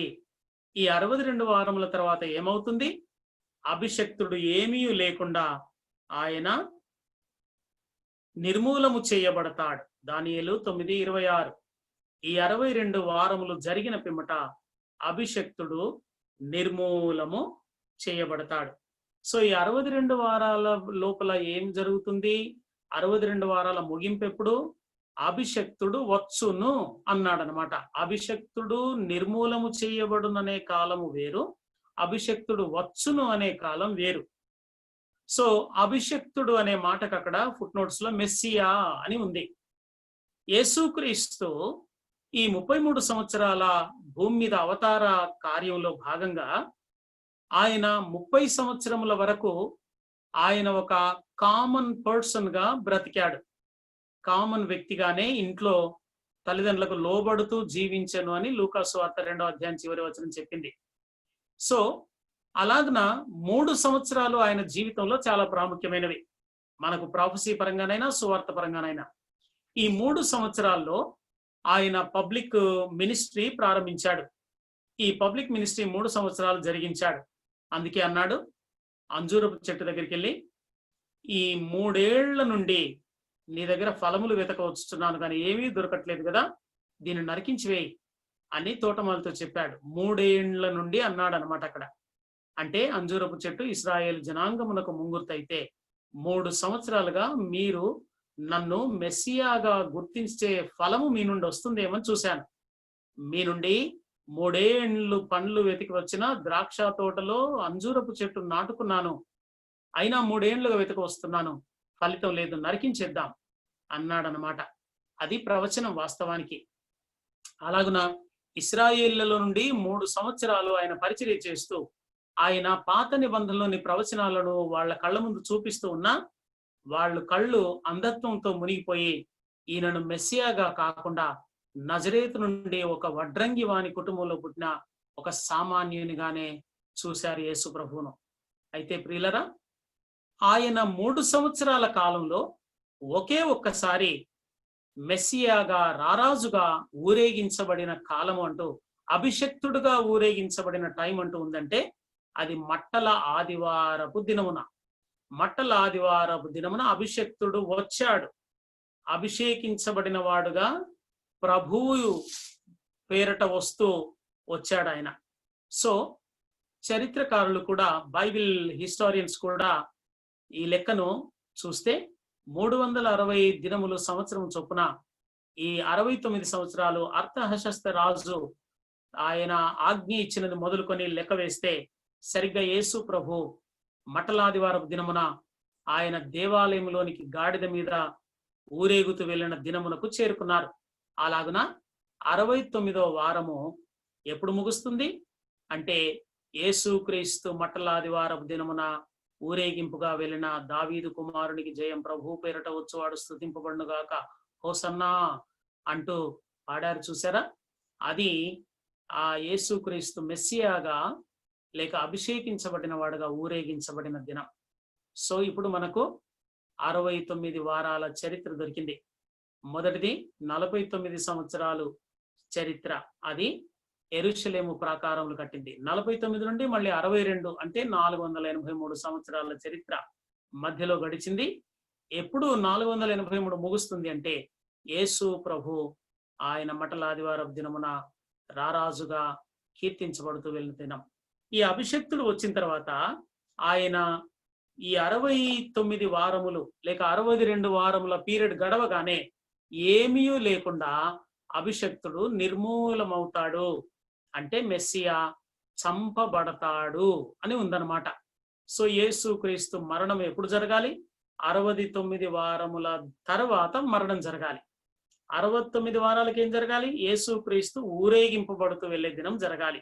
అంటే ఆయన ఆదివారపు దినమున ఊరేగించబడి గురువారపు దినమున రాత్రి ఆయన అరెస్ట్ అయ్యాడు, బంధించబడ్డాడు. సో అంటే ఈ 69వ వారము ముగించబడిన దానికి యేసుక్రీస్తు అనే అభిషక్తుడు నిర్మూలన చేయబడడానికి మధ్యలో 4 దినముల గ్యాప్ వచ్చేసిందనమాట. మెట్టుకు 69 ఎక్కడి నుంచి ప్రారంభం? అహష్వేరోషు రాజు ఇచ్చిన దగ్గర నుంచి. 49 ఎప్పుడు ముగుస్తుంది అంటే యెరూషలేం ప్రాకారం కట్టడంతో. ఇక 62 ఎప్పుడు ముగుస్తుంది? యేసుక్రీస్తు ఆ దేవాలయమునకు ఊరేగింపుగా వెళ్ళడంతో. దాని తర్వాత ఏం జరగాలి? ఆ 26వ వచనంలో చెప్పాడు, అభిషక్తుడు ఏమీ లేకుండా నిర్మూలము చేయబడాలి అని చెప్పాడనమాట. ప్రియ దేవుని బిడ్డలారా, అది 70 వారముల్లో 69 వారాల విభజన. సో ఈ 69 వారాలు మనకు దొరికాయి ఇప్పుడు లెక్క. ఇక మనకు మిగిలిందల్లా 3వ భాగమైన 1 వారము అనేది మిగిలిపోయింది. ఈ 1 వారము సంగతి మనం ఇప్పుడే చూడట్లేదండి, అదే అలాగ ఉండనివ్వండి. నెబుకద్నెజరు దర్శనములోని ప్రతిమకున్న పాదాలను నేను వివరించలేదు. అలాగే ఈ యొక్క అలెగ్జాండర్ ద గ్రేట్ అనే మేకపోతు కొమ్ము విరిగి 4 కొమ్ములు వచ్చాయి. కానీ అందులో నుండి సెల్యూకస్ పరిపాలించిన రోమన్ ప్రభుత్వం నుండి మరొక చిన్న కొమ్ము మొలిచింది అని ఉంది. ఆ చిన్న కొమ్మును కూడా నేను వివరించలేదు. ఈ యొక్క చిన్న కొమ్మైనా, అక్కడ నెబుకద్నెజరుకు చూపబడిన పాదాలైనా, దానియేలు మొదటి దర్శనములో 4 క్రూర మృగముల్లో సింహమును వివరించాను, ఎలుగుబంటిని వివరించాను, చిరుతపులిని వివరించాను, కానీ ఒక జంతువును వివరించలేదు. అది ఈ 3ంటికి విభిన్నమైన క్రూరమైన బహుభయంకరమైన జంతువు అన్నాడు. సో ఆ జంతువు గురించి తెలుసుకోవాలన్నా, ఈ పాదముల గురించి తెలుసుకోవాలన్నా, ఈ 1 వారం సంగతి తెలుసుకోవాలన్నా, ఇవన్నీ ఒకదానికి ఒకటి లింక్ అప్ అయి ఉన్న విషయాలన్నమాట. అందుకని 1 వారం సంగతి తెలుసుకోవాలంటే పాదముల దగ్గరికి వెళ్ళాలి. నెబుకద్నెజరు దర్శనములోని ప్రతిమ యొక్క పాదములు ముందు అర్థం కావాలి. ఆ తర్వాత దానియేలు చూసిన క్రూర మృగము, దానికి 10 కొమ్ములు ఉన్నాయి, అందులో 1 కొమ్ముకు మనుషుని వంటి నోరు ఇవ్వబడింది అని ఆ దర్శనంలో చెప్పాడు. సో ఆ యొక్క పాదముల సంగతి అర్థమైతే ఈ 10 కొమ్ముల క్రూర మృగం సంగతి అర్థమవుతుంది. 10 కొమ్ముల క్రూర మృగం సంగతి అర్థమైతే అందులో చిన్న కొమ్ము ఏదైతే రోమన్ ప్రభుత్వం నుండి బయటకు వస్తుందో ఆ చిన్న కొమ్మే ప్రపంచ నియంత కాబోతున్నాడు. కనుక మనకు ఈ యొక్క మేకపోతుకున్న చిన్న కొమ్ము, 4 కొమ్ముల్లో నుండి వచ్చిన చిన్న కొమ్ము అక్కడ అర్థమవుతుంది. ఈ చివరి వారంలోనే ఈ విషయాలన్నీ అర్థమవుతాయి. ఏమండి, చివరి వారము 1 వారం ఉందే 7 సంవత్సరాల కాలం. ఆ కాలంలో నెబుకద్నెజరు యొక్క దర్శనములోని పాదముల 10 వేళ్ళు, అలాగే దానియేలు దర్శనములోని 4 కొమ్ముల్లో నుండి ఒక చిన్న కొమ్ము సంగతి, అలాగే ఈ యొక్క దానియేలు 9 70 వారముల ప్రవచనంలో 1 వారము దాన్ని డివైడ్ చేసి 2 అర్ధవారాలుగా డివైడ్ చేసిన సంగతి మనం అక్కడ చూడాల్సి వస్తుంది. ఈ అన్నిటి అర్థం మనకి ఎక్కడ అవుతుందంటే ప్రకటన గ్రంథంలో మనకు సులభంగా దొరుకుతుంది. కాబట్టి మీరు కాస్త ఓపిక వహించి వింటూ ఉండండి. నేను ఒకవేళ సాగదీస్తున్నట్టు అనిపిస్తే నన్ను కోపగించుకోండి, నన్ను ఎంతైనా తిట్టండి, కానీ వాక్యం అయితే దయచేసి వినండి. ఎందుకంటే ఆ సామాన్యులకు కూడా అర్థం కావాలనే ఉద్దేశంతో చాలా సింప్లిఫై చేయడానికి ప్రయత్నం చేస్తూ చెప్పే ప్రయత్నం చేస్తున్నానండి. సో ప్రియులరా, మనము ఇప్పుడు 69 సంవత్సరాల చరిత్రను ముగించుకోగలిగాం 70 వారముల ప్రవచనంలో.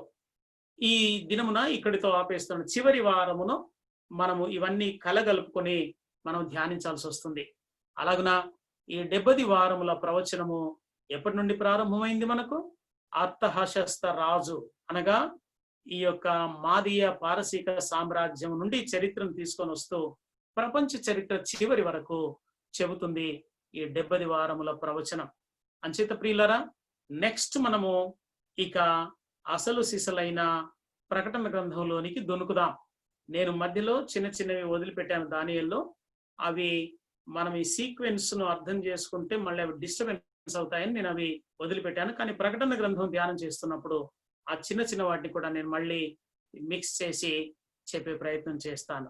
ప్రార్థన చేసుకుందాం. ఆ తర్వాత ఈ రోజు చెప్పుకున్న అంశం గురించి ఏమైనా 1-2 ప్రశ్నలు ఉంటే మనం తీసుకొని ముగించుకుందాం. తలలు ఉంచండి, కన్నులు మూసుకోండి, ప్రార్థన చేసుకుందాం.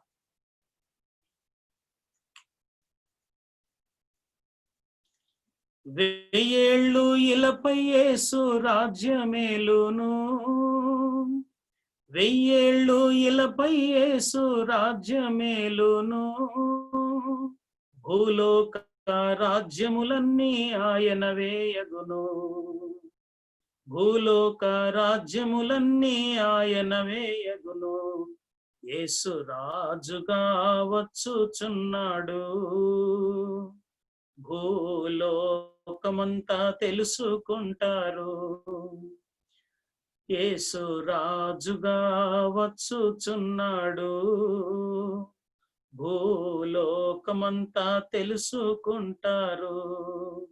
రావి కోటి తేజుడు రమ్యమైన దేవుడు, రావి కోటి తేజుడు రమ్యమైన దేవుడు, రారాజుగా వచ్చుచున్నాడు, రారాజుగా వచ్చుచున్నాడు, యేసు రాజుగా వచ్చుచున్నాడు, భూలోకమంతా తెలుసుకుంటారు.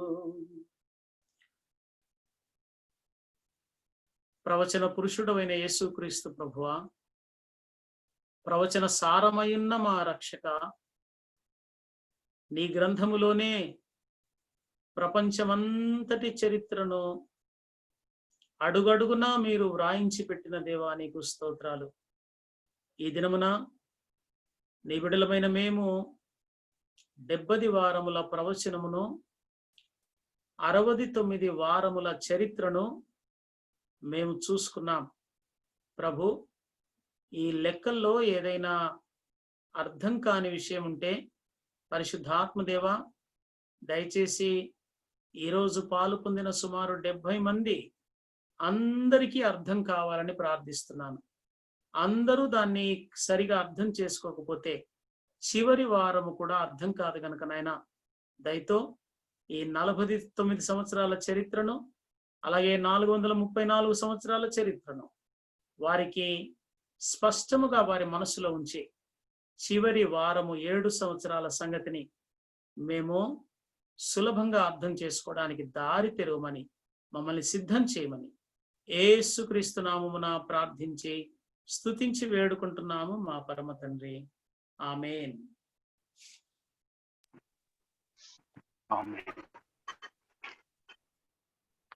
Brother, praise Lord. Praise Lord అండి, ప్రైజ్ లార్డ్. ఒక ప్రశ్న, అదే ఇశ్రాయేలీలు చెప్పాను ఇందాక రాస్తాను నేను అది. థ్యాంక్ యూ అండి, thank you. It is for Jews. అది యూదుల కొరకైన, దానియేలు యూదుడు, యూదుల కొరకైన ప్రవచనము, నీ జనమునకు అన్నాడు కదండి. సో యూదుల కొరకైన ప్రవచనం అన్నమాట. వాళ్ళ కలపలేము. యా ఇశ్రాయేలును కలపలేము. వాళ్ళ కలిపితే ఆల్రెడీ 130 years వెళ్ళిపోయారు ముందే. You're right. తర్వాత మీరు ఇందాక ఇంకోటి కూడా అఫ్ కోర్స్ నాకు ఐడియా ఉంది కానీ క్లారిఫికేషన్ కోసం మిగతా వాళ్ళు తెలుసుకుంటారని, బుధవారం రాత్రి అరెస్ట్ అయింది. ఆ తర్వాత ఆయన సమాధి చేయబడి తిరిగి లేచింది సాటర్డే నైట్ కింద ఈవినింగ్ కౌంట్ అవుద్ది అంటారు కదా డే వాళ్ళకి. ఓకే, అది సో మీరంటే బుధవారం అనే బుధవారం రాత్రి అరెస్ట్ అయిన తర్వాత ఆయన సమాధి చేసింది గురువారం రాత్రే, అంతేనా? శుక్రవారం ఫ్రైడే ఒక్క నిమిషం అదే ఉన్నాను సిస్టర్ చెప్తాను, అదే ఎక్స్ప్లెయిన్ చేస్తారు.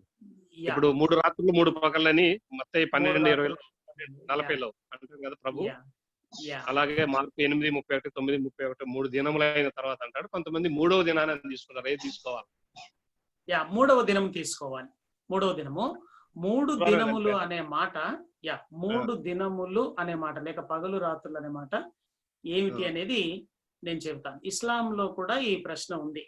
ఏమిటంటే ఇస్లాం సహోదరులు కూడా యేసుక్రీస్తు 3 రోజులు 3 దినములు సమాధిలో ఉన్నారంటారు. ఎందుకంటే యోనా 3 పగలు రాత్రులు ఏ విధముగా చేప గర్భంలో ఉన్నాడో అలాగే యేసుక్రీస్తు ఉన్నాడని అంటారు. కానీ లెక్కిస్తే 3 దినములు లేడు కదా, సో అప్పుడు తప్పు కదా వాళ్ళు చెబుతుంది అనేది ముస్లిం సహోదరులు తీసుకొని వస్తున్నారు. దీన్ని తట్టుకోవడానికి మన వాళ్ళు ఏం చేస్తున్నారు అంటే 3 24 గంటలు గలపాలంటే వెనక్కి వెళ్దాం, మనం గురువారం కాకుండా బుధవారంకి వెళ్దామని బుధవారం నుండి 24 గంటలు లెక్కించుకుంటూ వస్తున్నారు. కానీ తప్పెందుకు అవుద్ది బుధవారం అంటే, ఒకవేళ బుధవారం అరెస్ట్ చేస్తే గురువారం నాడు 3 గంటలకు చనిపోయాడు అనుకుందాం. గురువారం నాడు 3 గంటలకు చనిపోతే తెల్లవారి వీళ్ళు స్త్రీలు సుగంధ ద్రవ్యాలు పోయడానికి శుక్రవారం ఏం ప్రాబ్లం లేదు. సబ్బాత్ దినం వాళ్లకు శనివారం. సబ్బాత్ దినము నాడు ఏ పని చేయొద్దు, కానీ 5 దినములు పని చేసుకోవచ్చు వాళ్ళు. స్త్రీలు ఎందుకు ఆగిపోయినట్టు? ఆ సేమ్ చనిపోయిన తెల్లవారే పూయకుండా ఆదివారం నాడు వెళ్ళారు ఎందుకు అంటే, శుక్రవారము చనిపోయాడు, ఆ తెల్లవారి సబ్బాతు దినం. వాస్తవానికి అదే కదా. ఇప్పుడు కానీ దాన్ని ఇంకో ఎక్స్ప్లెనేషన్ ఏమి ఇస్తారంటే బ్రదర్, ఆ శుక్రవారం చనిపోయినారంటే శుక్రవారం కూడా ఆ గ్రేట్ సబ్బాత్ అని అంటారు. అది జాన్స్ 1930లో ఉంది కదా, అది సీక్వెన్స్ 2 వచ్చింది అని అంటారు. అది నిజమేనా? మహావిశ్రాంతి దినం, మహావిశ్రాంతి దినం అంటారు. ఎస్, శుక్రవారం వచ్చింది, అందుకే శనివారం రెగ్యులర్ విశ్రాంతి దినం వచ్చింది. సో గురువారం చనిపోయిందే కరెక్ట్ అని కొంతమంది చెప్తారు. అది ఎంతవరకు వస్తుందని అడుగుదామని చేశారు. వాస్తవం కాదండి. మనము ఇప్పుడు ఈ 3 దినముల సంగతిని మనము జస్టిఫై చేయలేక మనము వెతుక్కుంటున్న ఆల్టర్నేటివ్ సందు ఇది. అట్లానే వాళ్ళు మనం వెతుక్కోవడం కదా. మీ దగ్గర నేను అట్లా ఎట్లా జస్టిఫికేషన్ అనేది, యా 3వ దినం కరెక్ట్ మనకి. ఒకరితో యుద్ధం చేస్తున్నప్పుడు మనం గెలవలేనప్పుడు ఏం చేస్తామంటే ఏదో ఒక గల్లీ చూసుకొని పరిగెత్తుతాం మనం. అలాగే ఈ 3 దినముల సంగతి అర్థం కాక ఏం చేస్తున్నారంటే బుధవారం అనే గల్లీ చూసుకున్నారు అనమాట. ఇప్పుడు అది మరి ఇందాక మీరు కూడా బుధవారం రాత్రి అరెస్ట్ అయ్యారన్నారు, అందుకే డౌట్ వచ్చింది. గురువారం అన్నానండి. గురువారం రాత్రి అరెస్ట్ అయ్యాడు. గెత్సెమనే తోటలో ప్రార్థన చేసుకుంటుండగా గురువారం రాత్రి అదే నేను సరిగా లేదు, మరి లేకపోతే మీరు మాట్లాడలేదు.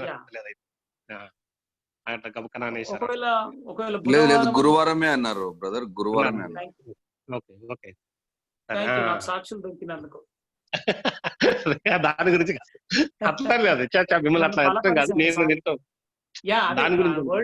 Truth is truth always. ఇప్పుడు truth is truth always. Yes అండి. ఓకే, గురువారం అంటే గురువారమే. అయితే ఇప్పుడు ఇస్లాం ప్రశ్నిస్తున్న ప్రకారంగా యూదులు ఒక దినమును గురించి చెప్పాలంటే పగలు రాత్రి అనే పదం వాడతారు, దినము అనేదాన్ని. ఇప్పుడు నేను అమెరికా నుండి ఫ్లైట్ ఒకవేళ మధ్యాహ్నము 12 గంటలకు దిగాను అనుకోండి, లేకపోతే రాత్రి 11:59 దిగాను. ఏది ఈరోజు బుధవారం కదా, బుధవారం నాడు రాత్రి 11:59 దిగాను ఫ్లైట్. ఏ రోజు ఇండియాలో దిగినట్టు? బుధవారం వస్తుంది. బుధవారం. ఒక్క నిమిషము ముందు దిగిన బుధవారం. రైట్. సో నేను ఏ రోజు ఇండియాలో దిగానంటే బుధవారం అని అంటాం. అలాగే ఇప్పుడు అదే క్యాలిక్యులేషన్ తో తీసుకుంటే యేసు ప్రభు శుక్రవారం నాడు 3 గంటలకు ప్రాణం విడిచాడు శిలువ మీద. ఓకే. అంటే 6 గంటలు దాటితే అస్తమయంతో వాళ్ళ దినం ప్రారంభం అవుతుంది, ఇశ్రాయేళ్ల దినం. సో 6 గంటలు దాటితే సబాత్ దినంలో ఎంటర్ అవుతాం కాబట్టి తొందరగా హేరోద్ దగ్గరికి వెళ్ళారు, ఇటు అరిమతయి యోసేపు దగ్గరికి వెళ్ళారు. ఆ 3 గంటల్లోనే ఈ యొక్క పర్మిషన్ అంతా తీసుకొని ఆయన దేహాన్ని చుట్టి చకచక తీసుకుని వెళ్ళి అస్తమయం కాకముందు, అంటే శనివారం పడకముందే యేసు ప్రభువును సమాధిలో పెట్టేశారు. లేకపోతే ప్రాబ్లం ఏంటంటే వీళ్లకు తొందర పడకపోతే శనివారం అంతా సిలువ మీదే ఉంచాల్సి వస్తుంది డెడ్ బాడీని. శనివారము ఒక డెడ్ బాడీని ఒక దినము సిలువ మీద ఉండనివ్వరు. ఒకవేళ ఉందనుకోండి, అప్పుడు ఏమవుతుంది, ఆకాశ పక్షులు వచ్చి ఆ చర్మాన్ని తినేస్తూ ఉంటాయి. కాబట్టి వీళ్ళు తొందరపడి ఈ యొక్క ఇదేంటి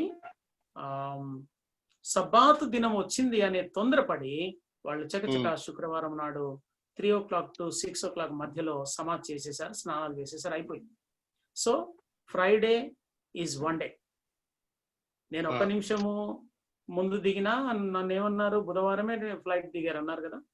సో ఈయన 3 గంటలు చనిపోయి సమాధిలో ఉన్నాడు. సో అది 1 day అయిపోయింది, ఫ్రైడే అయిపోయింది. ఆ తర్వాత సాటర్డే 24 hours ఉన్నాడు, సండే మళ్ళీ 12 hours ఉన్నాడు. అయితే 3 దినములు అనేదాన్ని క్రైటీరియా తీసుకోకూడదు. అది 3 దినములు అంటే దేవుడు ఇప్పుడు ఈ వాచ్, ఈ టైమింగ్ అంతా యేసు ప్రభు చనిపోయే సమయానికి లేదు కదా. వాస్తవానికి గంటకు 60 నిమిషములు ఉండవలెను, అలాగే దినమునకు 24 గంటలు ఉండవలెను. యేసు ప్రభు కూడా రిఫర్ చేసింది మార్కు 8:31, 9:31 కూడా 3 days అయిన 3 దినములు అయిన తర్వాత పదం వాడేసరికి డౌట్ గా ఉంది చాలా మంది. అదే డిస్కస్ చేస్తుంది అందుకన్నది. Okay, thank you. యా, ఇప్పుడు మనము అక్షరాము చంపును, అక్షరాలను పట్టుకొని ఇస్లాం ఒరిజినల్ లాంగ్వేజ్ ఏముంది అని తెలుసుకుందాం. యా, అదే అంటున్నాను అనమాట. అదే హిబ్రూలో ఏముంటుందంటే, ఇప్పుడు దినము, పగలు రాత్రి అని వాడతారు. దినము అనే పదానికి వారి వారి ఇదేంటి అస్తమయం ఉదయం కలగ మొదటి దినం ఆయన అని అంటే వాళ్ళ యొక్క విధానం అది. దినమును వాడాల్సి వస్తే పగలు రాత్రి అని వాడడం అనేది హిబ్రూ లాంగ్వేజ్ లో అది వాడుక పదం. పగలు రాత్రి అన్నాం కదా అని పగలు 12 గంటలు ఉండాలి, రాత్రి 12 గంటలు ఉండాలి అని అలా కాదనమాట. Okay, okay, thank you. yes brother, Daniel 9:21 లో డానియల్ అక్కడ గ్యాబ్రియల్ ని మానవుడు అని ఎందుకు చెప్పాడు బ్రదర్? మ్యాన్ గ్యాబ్రియల్ అని. రైట్, మంచిది, బాగా పట్టుకున్నారు, సంతోషం. నేను చెబుతున్న బోధల్లో కొన్ని కొత్తవిగా అనిపిస్తుంటాయి చాలా మందికి. కొత్తవిగా అనిపిస్తే పర్వాలేదు, కానీ నన్ను అబద్ధ బోధకుడని ముద్ర వేయకపోతే చాలు. ఇక కొత్త విషయాల్లో ఒకటి ఏమిటంటే, చాలా మందికి తెలియని విషయం, దేవదూతల దేహ నిర్మాణము ఎలాగుంది అంటే, వాళ్ళు అవసరం అనుకుంటే మనుషుల్లాగా మారగలరు, అలాగే ఒక జంతువులాగానూ మారగలరు, ఎవరికీ కనిపించకుండానే నా ప్రక్కన ఉండగలరు. ఎందుకని? యెహోవా యందు భయభక్తులు గల వారి చుట్టూ ఆయన దూత కావలి ఉండి వారిని రక్షించును. సో దేవుని దూత ఎవరో నా పక్షంగా మీ పక్షంగా ఉన్నారు తోడు. కానీ ఎప్పుడైనా చూసామా మనం వాళ్ళని అంటే చూడలేదు. ఇప్పుడు నేను ఇలా చెబుతుంటే వాళ్ళు నవ్వుకుంటున్నారు, మన గురించి చెప్తున్నారు రోయ్ అని. వాళ్ళు మన ప్రక్కనే ఉన్నారు కానీ కనబడలేదు ఎప్పుడు కూడా. కానీ మరియమ్మకు కనబడ్డాడు, గొల్లలకు కనబడ్డాడు. అలాగే ఇక మనం పాత నిబంధనలోనికి వెళ్తే, యాకోబుతో ఒక రాత్రంతా పోరాడింది ఒక దూత పోరాడాడు అని ఉంది అక్కడ. అలాగే చాలాసార్లు దేవదూతలు మనుషుల్లాగా కనబడ్డారు. ఆ మాటకొస్తే మనుషుల్లాగానే తిన్నారు కూడా. ఆదికాండం 18వ అధ్యాయం. మనుషుల్లాగానే కనిపించారు లోతు దగ్గర, సొదొమ గొమొర్రా దగ్గర. ఆదికాండం 19వ అధ్యాయం. వాళ్ళు అన్నారు, ఆ సొదొమ గొమొర్రా ప్రజలు, ఈ రాత్రి నీ యొద్దకు వచ్చిన మనుషులను బయటికి తోడుకొని రమ్ము, మేము వారితో పోవలను అన్నారనమాట. సో వాళ్ళు మనుషుల్లా కనబడ్డారు సొదొమ గొమొర్రా వాళ్ళు. అలాగే లోతు చేయి పట్టుకుని లాక్కెళ్ళారు, వాళ్ళు చేయి పట్టుకుని లాక్కెళ్తున్నారు. సో ఇలాగున దేవదూతలు చాలా సార్లు మనుషుల్లాగా కనబడ్డారు. గాబ్రియల్ కనబడ్డాడు, అలాగే గొల్లలకు కూడా కనబడ్డాడు ఏమండి. సో ఆ విధంగా మనుష్యుని వలె కనిపించారు దేవదూతలు. ఇక్కడ కూడా గాబ్రియేలు ఒక మనుషుని వలె కనిపించాడు కాబట్టి మనుష్యుడు అనే పదం వాడాడు అనమాట దానియేలు. ఇంకొక డౌట్ బ్రదర్, ఇలా మీరు చెప్పిన దానికి బ్రదర్ అక్కడ చెప్పిన దానికి యేసు ప్రభు వారు తిరిగి లేచినప్పుడు ఆ దూతలు వాళ్ళు విట్నెస్ ఇచ్చారు కదా, విట్నెస్ ఇచ్చినప్పుడు అది 2-3 సార్లు ఇచ్చారా ఏంటి? 2-3 సార్లు డిఫరెంట్ గా రాయబడింది. ఒక దగ్గర 2 అన్నారు, ఒక దగ్గర ఏమో యవనస్తుడైన వాడు పడుచువాడు అన్నాడు మార్క్స్ వార్తలు, లూకాసు వార్తలు 2 అని చెప్పారు. తర్వాత మత్తయి వార్తలు వచ్చేసరికి ప్రభు దూతని స్పెషల్ గా మెన్షన్ చేశాడు. అది 2-3 సార్లు ఇద్దరు దేవదూతలు. అయితే రచయితలు రాసేటప్పుడు ఏం జరిగిందంటే ఆ విషయమే కాదు, ఇప్పుడు గెరాసేను దేశంలో వెళ్ళినప్పుడు ఇద్దరు యవనస్తులని ఒక రచయిత రాశాడు, ఒక రచయిత రాశాడు. ఏమిటి ఇక్కడ విషయం ఏమిటంటే యేసు ప్రభు జరిగించిన స్వస్థతను మెన్షన్ చేయడానికి ఆ రచయిత ఏం చేస్తున్నాడంటే ఒకడిని అక్కడ తన రైటింగ్ లోకి తీసుకుంటున్నాడు అంతే. ఎందుకంటే యేసు ప్రభు జరిగించిన ఆ 2000 దయ్యములను వెళ్ళగొట్టిన స్వస్థత ముఖ్యం, కానీ అక్కడ ఒక్కడా 20 మంది అనేది కాదు.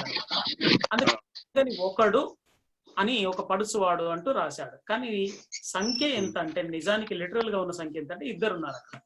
అలాగే ఈ దేవదూతల దగ్గరికి కూడా వస్తే 2 ఉన్నారు. అయితే మాట్లాడేటప్పుడు ఎవరొకరు మాట్లాడతారు కదా, 2 ఉన్నా గానీ.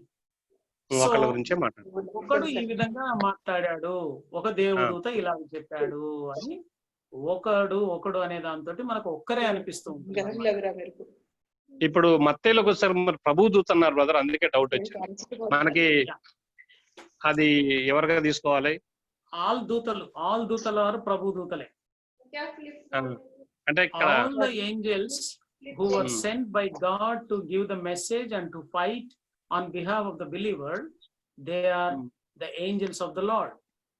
అంటే మనకు ఓల్డ్ టెస్ట్మెంట్ లోకి వెళ్తే ప్రభు దూత అంటే స్పెషల్ గా చెప్తాం కదా,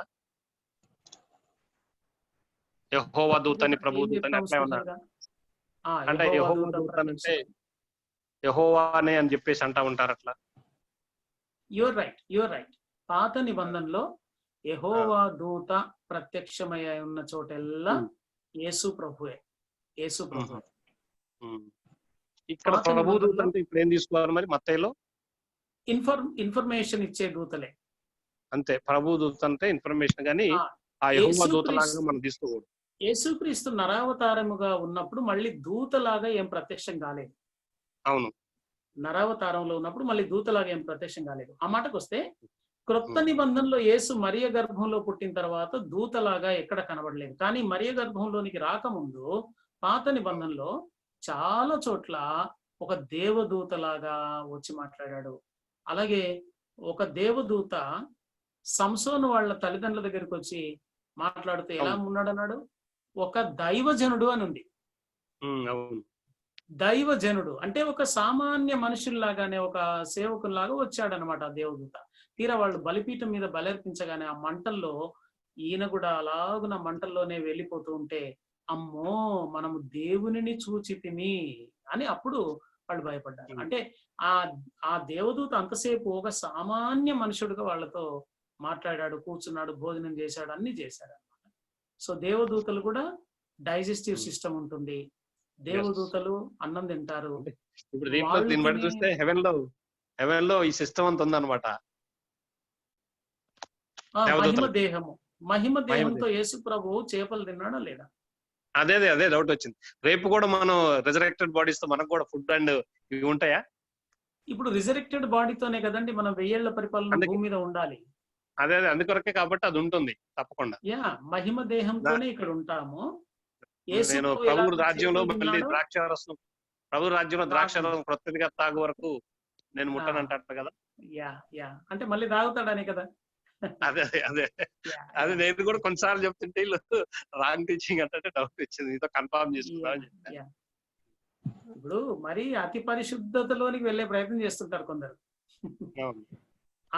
అధిక నీతిమంతుడు అయి ఉండకు అన్నట్టు మనం అక్కడ ఉన్నదాన్ని ఉన్నట్టే చూడాలి, కానీ దాన్ని డిఫెండ్ చేయడానికి మళ్ళీ ఏదో సందులు వెతుక్కోకూడదు.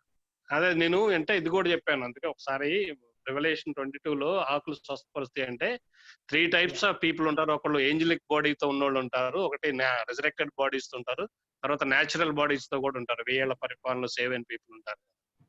ఏంజల్స్ ఉంటారు, ఏంజలిక్ బాడీస్ తో మనం ఉండము. 3 types ఆఫ్ పీపుల్ అట్లా అని చెప్పాను. అట్లా అంటే ఇప్పుడు మనకి ఏంజల్స్ ఎలాగో తోడుగా ఉన్నారో అప్పుడు కూడా ఉంటారు 1000 పరిపాలన కూడా.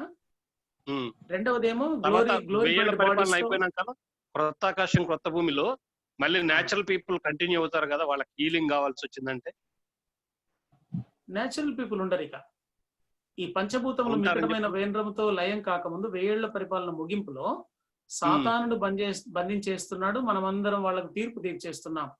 మరి రెవల్యూషన్ 22:2లో హీలింగ్ కోసం వాడతారు కదా జీవవృక్ష ఫలం ఆకులు. మరి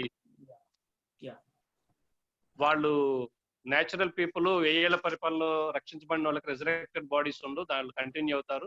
మళ్ళీ దీంట్లో 1000 పరిపాలన రక్షణ లేదు. మళ్ళీ 1000 పరిపాలన రక్షణలు ఉంటే ఇప్పుడు పొందాల్సిన అవసరం లేదు కదా. పొందాల్సిన అవసరం అనేది కాదు, అప్పుడున్న పీపుల్ కి ఇజ్రాయెలైట్ పీపుల్ గ్రూప్ ఉంటారు, ఇస్రాయేలీలు గ్లోరిఫైడ్ బాడీతో ఉన్నారు 1000 పరిపాలనలో ఉన్నారు. తర్వాత నేచురల్ పీపుల్ మీద మనం రూలింగ్ చేస్తాం కదా, మనం నేచురల్ గా మట్టి దేహంతో ఉండే వాళ్ళు ఉంటారు, but we will be with glorified body. అవును, మనం మహిమ శరీరాలతో వాళ్ళు నేచురల్ బాడీస్ తో రూలింగ్ చేస్తారు కదా. నేచురల్ గా ఉండి 100 సంవత్సరాల లోపలే బ్రతికి చచ్చిపోతుంటారు మన ముందే. మనమైతే అలాగే ఉంటుంటాం 1000 ఏళ్ల పాటు. సో ఇప్పుడు మరి హీలింగ్ ఎవరికి అవసరం ఉంది అక్కడ? ఇప్పుడు యేసు ప్రభుకు పిల్లలారా తినుటకు మీ దగ్గర ఏమైనా ఉన్నదా అని అన్నాడు. ఎందుకు ఆకలిస్తుంది ఆయనకి? సో యేసు ప్రభు ఏ ఉద్దేశంతో చేపలు తిన్నాడో ఆ ఉద్దేశంతోనే అక్కడ స్వస్థపరిచే ఆకులు కూడా ఉన్నాయి. ఓకే, అంటే ఇంకొక ఆయన చెప్పింది ఏంటంటే ఈ 1000 పరిపాలనలో న్యాచురల్ పీపుల్ సాతానుడు పక్షంగా ఎలాకుండా ఉండేవారు, they will continue for ever. వాళ్ళు జీవవృక్ష ఫలం తిని ఈ భూమి మీద మళ్ళీ జీవిస్తూ నూతన ఆకాశం నూతన భూమిలో జీవిస్తూ వాళ్ళు దేవుని భూరాజులు వాళ్ళ మహిమని తీసుకొని వస్తారు. తర్వాత మన నోవా టైంలో 8వ అధ్యాయం చివరిలో వెదకాలం కోతకాలం ఎన్ని ఉండక మానవు అన్నటువంటి దాన్ని ఎక్స్ప్లెయిన్ చేశారు ఒక ఆయన. ఓకే, ఇప్పుడు సారీ ఇంతమంది డిస్టర్బ్ అవుతారు. ఎవరో మాట్లాడబోయారండి మధ్యలో? సార్ మీ పేరు నేనే అండి. Daniel 9th chapter 25th verse ఒకసారి చూస్తే sir. 25th verse, okay, chapter 9 verse 25. Once I will read sir that one. Yeah, please. యెరూషలేమును మరలా కట్టించవచ్చునని ఆజ్ఞ బయలుదేరిన సమయము మొదలుకొని అభిషిక్తుడగు అధిపతి వచ్చు వరకు 7 వారములు పట్టునని స్పష్టముగా గ్రహించుము. There is a full stop is there. అవును, అంటే after 7 weeks Messiah will come sir.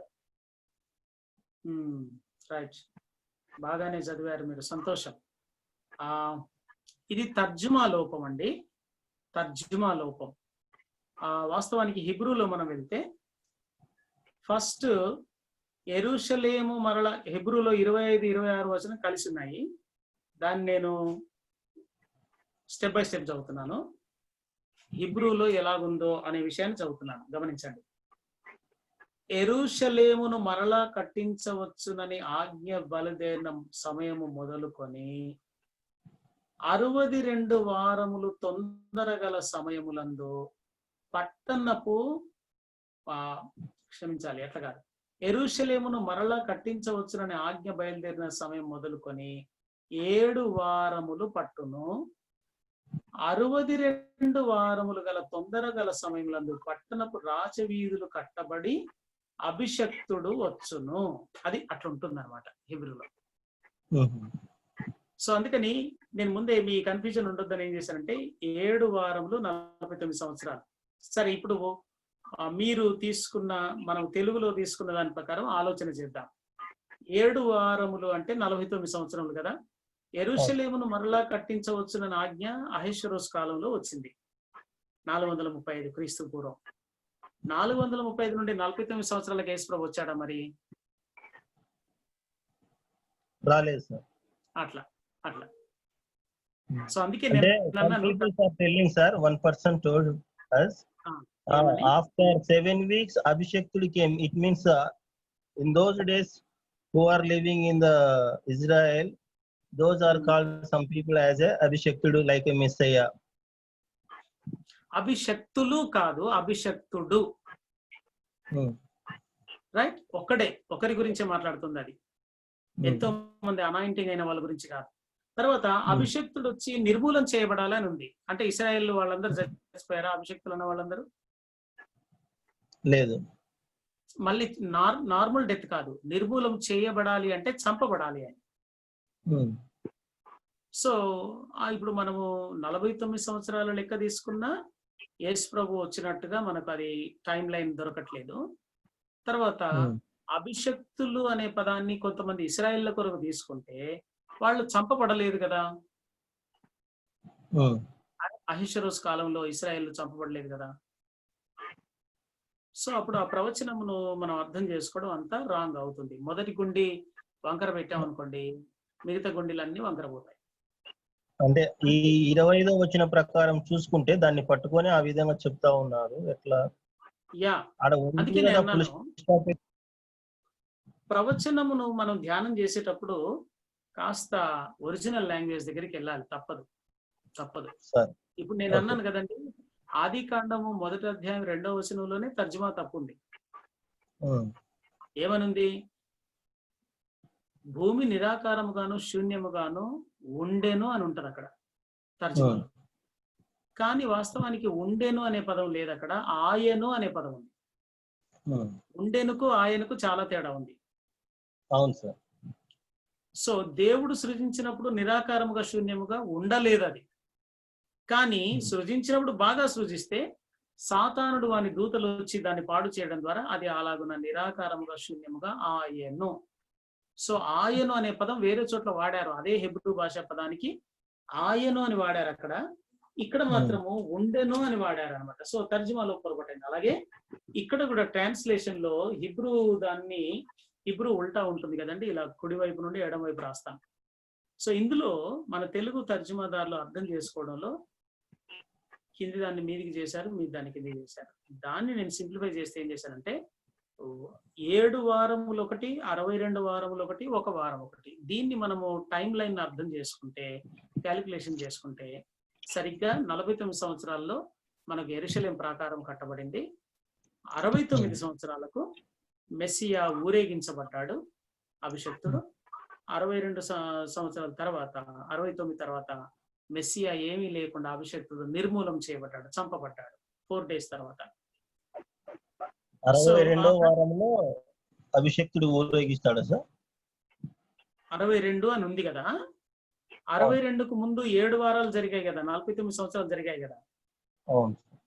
So అహష్వేరోషు నుంచి మొదలుకుంటే అభిషక్తుడు ఊరేగించబడే సమయానికి ఎంత టైం కావాలి?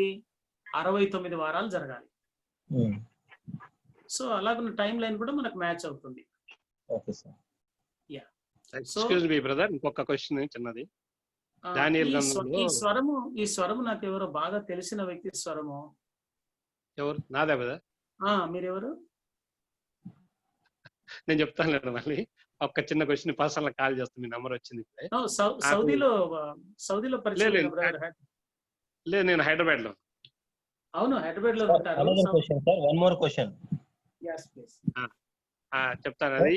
నేను బిఎస్ఎన్ఎల్ లో అసిస్టెంట్ జనరల్ మేనేజర్ గా రిటైర్డ్ అయ్యి హైదరాబాద్ లో ఉంటాను. సారీ అండి. ఓకే, నాకు తెలిసిన బ్రదర్ అనుకున్నాను. ఓకే, సరే. ఇక్కడ ఏం లేదు, చిన్న డౌట్ వచ్చింది. లాస్ట్ లో టైమ్స్ ఇక్కడ కొంచెం తేడా వచ్చింది. 1290 దినాలు 1330 దినాలు ఉంది. అదేమన్నా కొంచెం లాస్ట్ లో ఉంది కదా, ఏంటి 12వ అధ్యాయంలో ఉంది. దానియేలు 12వ అధ్యాయంలో ఉందండి. 12 అధ్యాయం 11 Yeah. వచ్చిన 12 వచ్చింది. ఎస్. ఇప్పుడు మనము 7 చివరి వారం ఉంది కదండి, దానియేలులోని చివరి వారం, అనగా 7 సంవత్సరాలు ఉంది కదండి. ఈ 7 సంవత్సరాలను మనము డివైడ్ చేస్తాము. 3.5 డివైడ్ చేస్తాము. డివైడ్ చేసిన తర్వాత 1260, 1290, 1335 ఈ మూడింటి లెక్క డివైడ్ చేసిన దగ్గర దొరుకుతుంది మనకు. కొంచెం ఓపిక పట్టండి అప్పటి వరకు. అలాగే సరే, థ్యాంక్ యూ. ఇప్పుడు నేను మధ్యలో చెప్తే అది ఎటు అర్థం కాదనమాట. వదిలేండి అందరు కంటిన్యూ గానండి. Yes, నేను sir. పర్సనల్ గా పాస్టర్ గారు Thank you. పాస్టర్ గారు ప్రైజ్ లార్డ్ అండి. పాస్టర్ గారు praise Lord. Praise Lord. Yeah brother, హిబ్రూలో దానియేలు 9:25 హిబ్రూలో చాలా స్పష్టంగా ఉందండి. ట్రాన్స్లేషన్ ప్రాబ్లం ఉన్నట్టుగా ఏం లేదండి. హిబ్రూ 9:25 లో మీకు చెప్పినట్లుగా Yeah. హిబ్రూలో కూడా సేమ్ అంటిల్ అని ఉంది. Until Messiah the prince comes 7 weeks పడుతుందని ఉంది. హిబ్రూ 9:25, డానియల్ 9:25 లో కూడా. నేను కూడా చూస్తున్నాను. ఒక్క నిమిషం. అన్న విల్సన్, ఒక్కసారి మీరు కోహోస్ట్ ఇవ్వగలరా అన్న? ఒకసారి నేను అది చూపిస్తాను అన్న. అది it's very important to show it. Yeah ఒకవేళ మనం అలా తీసుకున్నా టైం లైన్ లో మ్యాచ్ అవుతుందా అది? ఇప్పుడు పాస్టర్ గారు, ఇప్పుడు మనకేంటంటే మనకు వర్డ్ ఆఫ్ గాడ్ మ్యాచ్ అవ్వాలి. Point number 1, word of God match అవ్వాలి.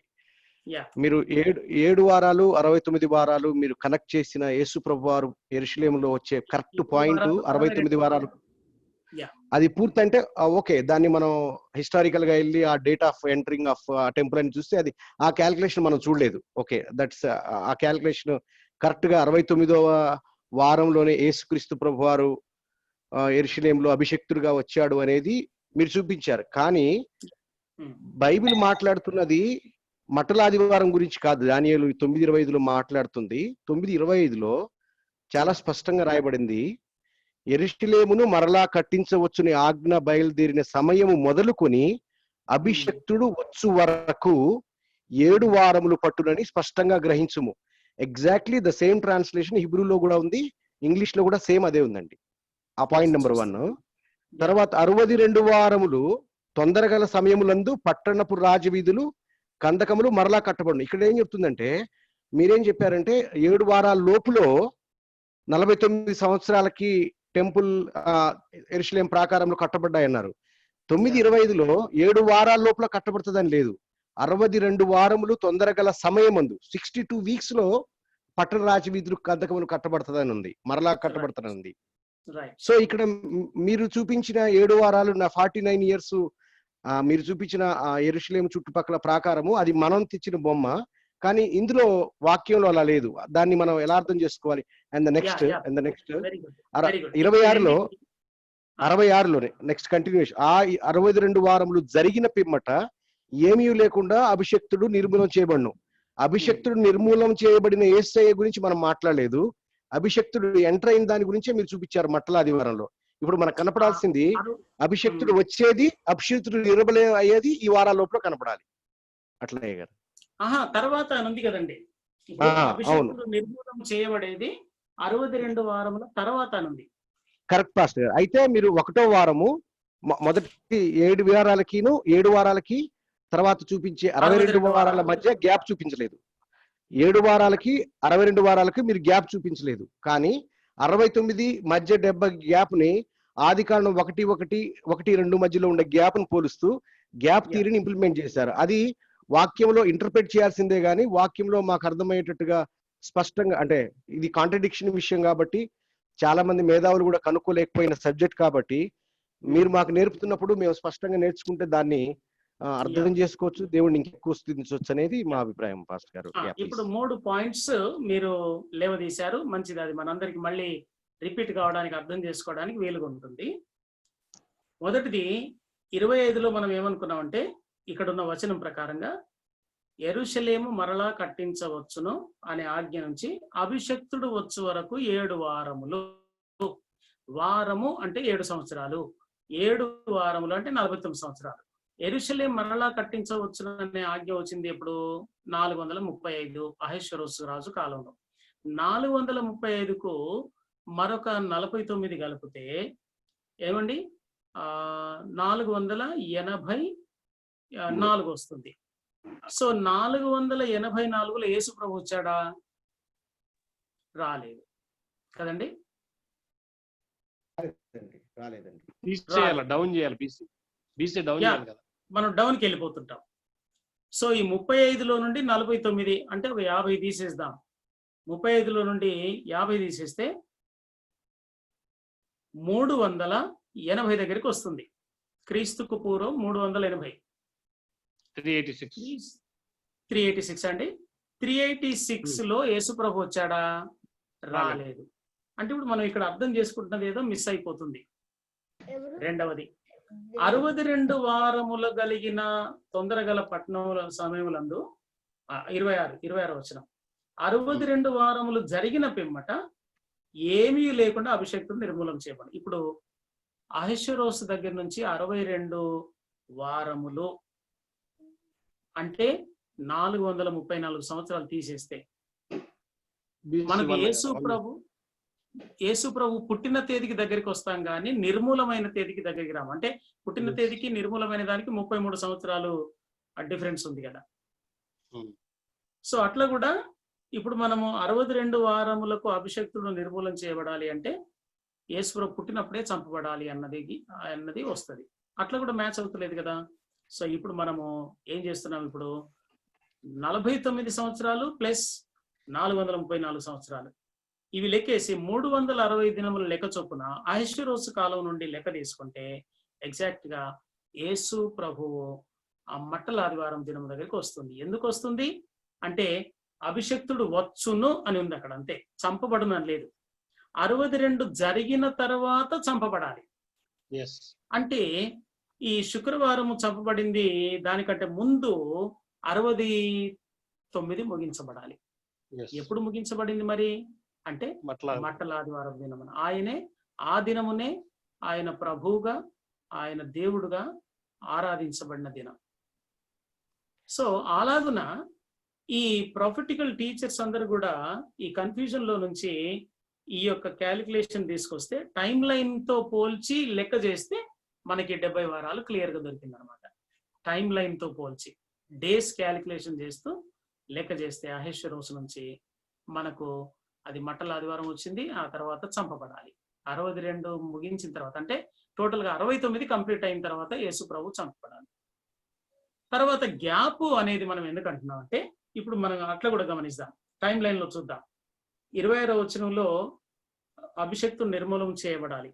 వచ్చునట్టి రాజు యొక్క ప్రజలు పవిత్ర పట్టణమును పరిశుద్ధాలయమును నశింపచేయుదురు. వచ్చునట్టి రాజు, ఒక రాజు వస్తున్నాడు, ఆయన ప్రజలు పట్టణం నశింపచేయాలి. 27లోకి వస్తే ఆ వచ్చునట్టి రాజు 1 వారము వరకు అనేకులకు నిబంధన స్థిరపరచును అని ఉంది. ఇప్పుడు యేసు ప్రభు చంపబడడంతో ఎవరైనా కొత్త రాజు వచ్చారా రోమన్ గవర్నమెంట్ లో అంటే రాలేదు. ఒకవేళ వచ్చిన 1 వారము వరకు అనేకులతో నిబంధన ఎవరైనా చేశారా రోమన్ గవర్నమెంట్ కు చెందిన చక్రవర్తులు? చేయలేదు. మరి ఇప్పుడు దాన్ని ఎట్లా తీసుకోవాలి మనం అంటే దెర్ ఈజ్ ఎ గ్యాప్. ఏం గ్యాప్ అది అంటే అన్యజనుల ప్రవేశం. యేసు ప్రభు మరణంతో సంఘము అన్యజనుల ప్రవేశం మొదలైంది కదండి. ఈ అన్యజనుల ప్రవేశం ఉన్నది కాబట్టి ఈ టైం లైన్ లో ఈ ప్రాఫెసీ ఎవరి కొరకు నిర్ణయించబడింది అన్నాడు? నీ జనమునకును పరిశుద్ధ స్థలమునకును అన్నాడు. కానీ ఈ ప్రాఫెసీ నెరవేరట్లేదు అంటే మధ్యలో ఆ ప్రాఫెసీని అట్లా ఆపేసి గ్యాప్ ఇచ్చాడు. అన్యజనుల ప్రవేశం కంప్లీట్ కానివ్వండి. అన్యజనుల ప్రవేశం కంప్లీట్ కావడంతో 7వ వారం ప్రారంభం అవుతుంది. అంటే వచ్చినట్టి రాజు 27 కదా, అనేకులకు వారమునకు నిబంధన స్థిరపరుస్తాడు. మనం 69 చూసాం, ఒకటి గ్యాప్, ఒకటి వదులుకున్నాం కదండి. ఆ 1 వారము వచ్చునట్టి రాజుతో ప్రారంభం అవుతుంది.